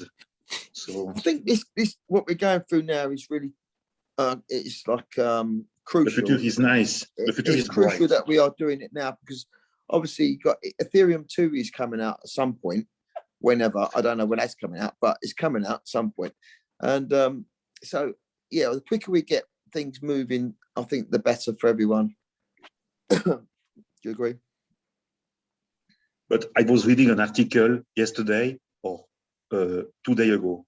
Now there is this new Ethereum version, right? There is a new version, and someone was writing, I have paid $50 to make a transaction or something like that. So yeah. So sorry, the technology could be fantastic, but if you have to pay $50 to make a transaction, What, on the Doesn't make Ethereum 2? sense. Yeah. This is I interesting, don't care guys. of the technology, but if you have to pay so much gas, Is that the case? Yeah, it is. it is. I can send you the link. Yeah, and This is interesting. Hernan Arber was doing a meme in a restaurant with a bill where he was. Oh well, nice, there's nothing to worry about then, guys. Sorry, Yeah. Chris, what are you gonna say, mate? Just talking about to mention a post that just came up in the NEOS Telegram chat that sort of highlights some of the comments we've made about lack of transparency in it. It's, Huh? Liam writes, "Where is Eve? Nowhere to be heard from for the past 3 days. Stand up and speak. Non, mais ça, What- je trouve pas normal. what's Sorry. going on? What are your plans? No, Engage it's daily. not normal. I'm just a rant.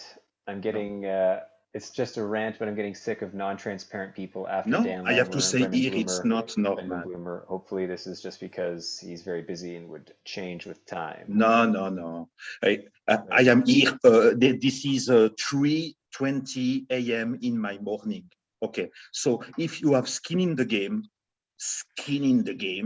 and it is not just about money. Okay, if you are very interested to do the things and to answer to someone, you answer. You fucking answer. Because no, sorry. No, we have to be honest. We have to be honest. We are not dick. We have to say the things.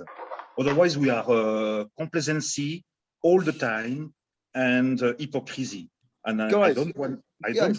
to be a group of hypocrites. Is it, So- is it Guys, bedtime? give it 1 week, right? And we forget all this. No, We're going to say, no, Mel, sorry. Yeah, we'll give him a chance. If someone as Chris has made quickly as possible to be on live and doing the things transparent, he do a post he was doing fantastically We know. behavior. I'm setting the standards. Just, Fantastic. it's hard to reach, setting the bar high. That's all. No, I think we know with Chris, it's perfect. I love the Sorry, stuff that if Chris could answer is doing. something, he could say, hello, Chris. I don't have time now, but for sure, I will come back to you.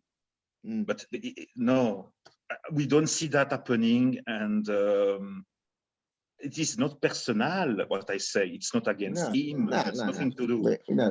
That could be anyone. Okay, so if someone is doing all good, and the other is just leaving the things going on, that's give bad perception into the community. Maybe he's listening to what everyone is saying, so he's got the right answers. When he comes out and speaks, he'll have everyone's answer then, rather than he'd say something straight away like you're saying, and then another day, next day, he's got to say something different. He wants to be clear and make sure that he has a solid, strong answer that is going to be the right answer.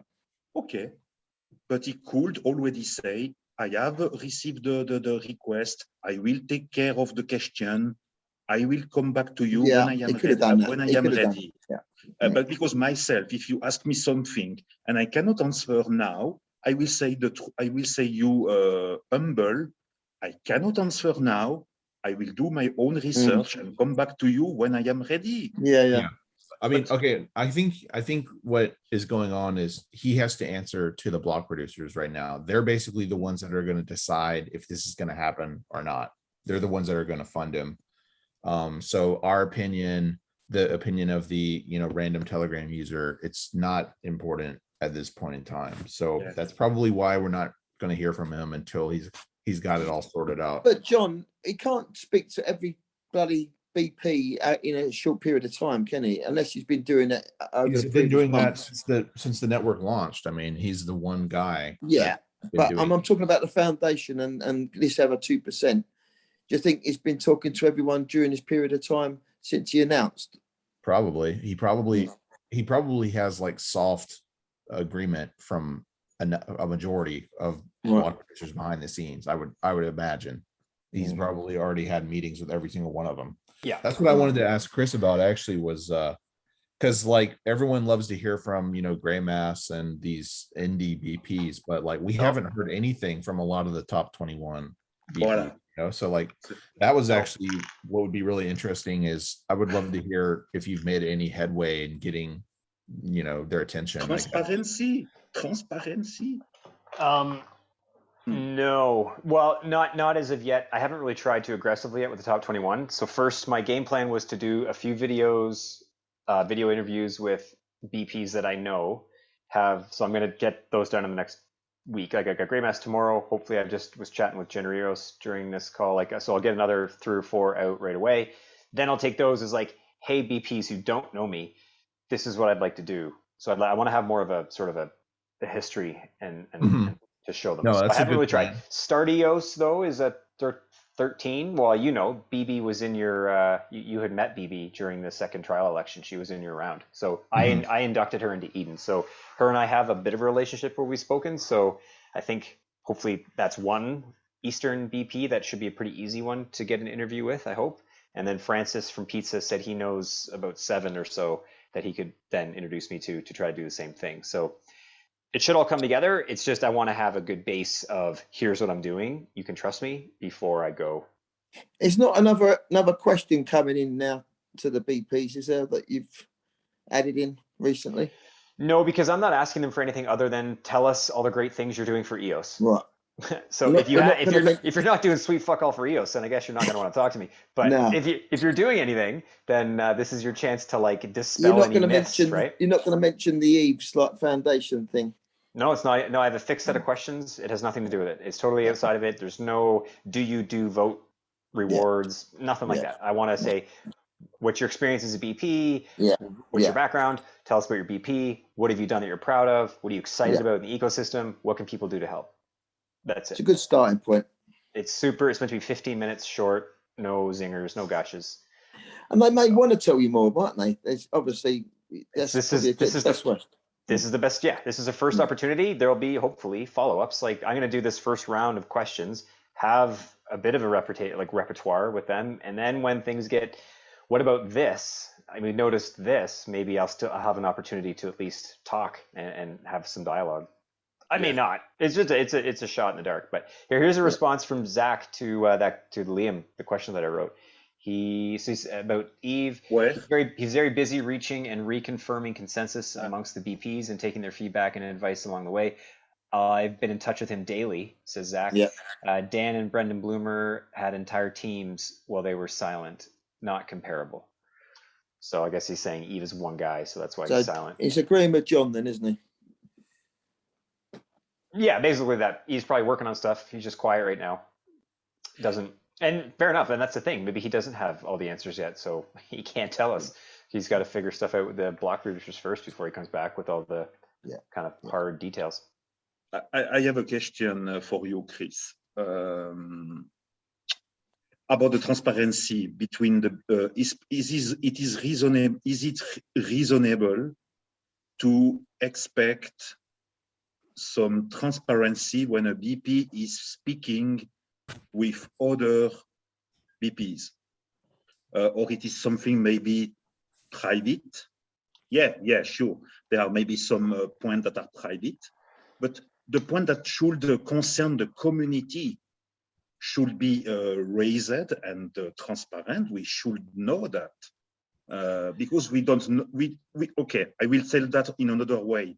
We know that EOS Nation has made a lot of contact with the East, with the Asia, but we don't know exactly what they have done publicly, because that were always behind the scene.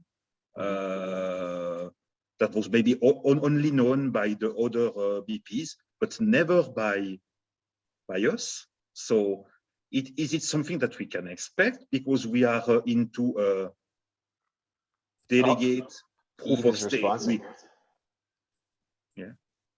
We are giving our decision power to the BP. We are voting for them. So we could also expect some, I don't know, some return, some transparency on the fees, no?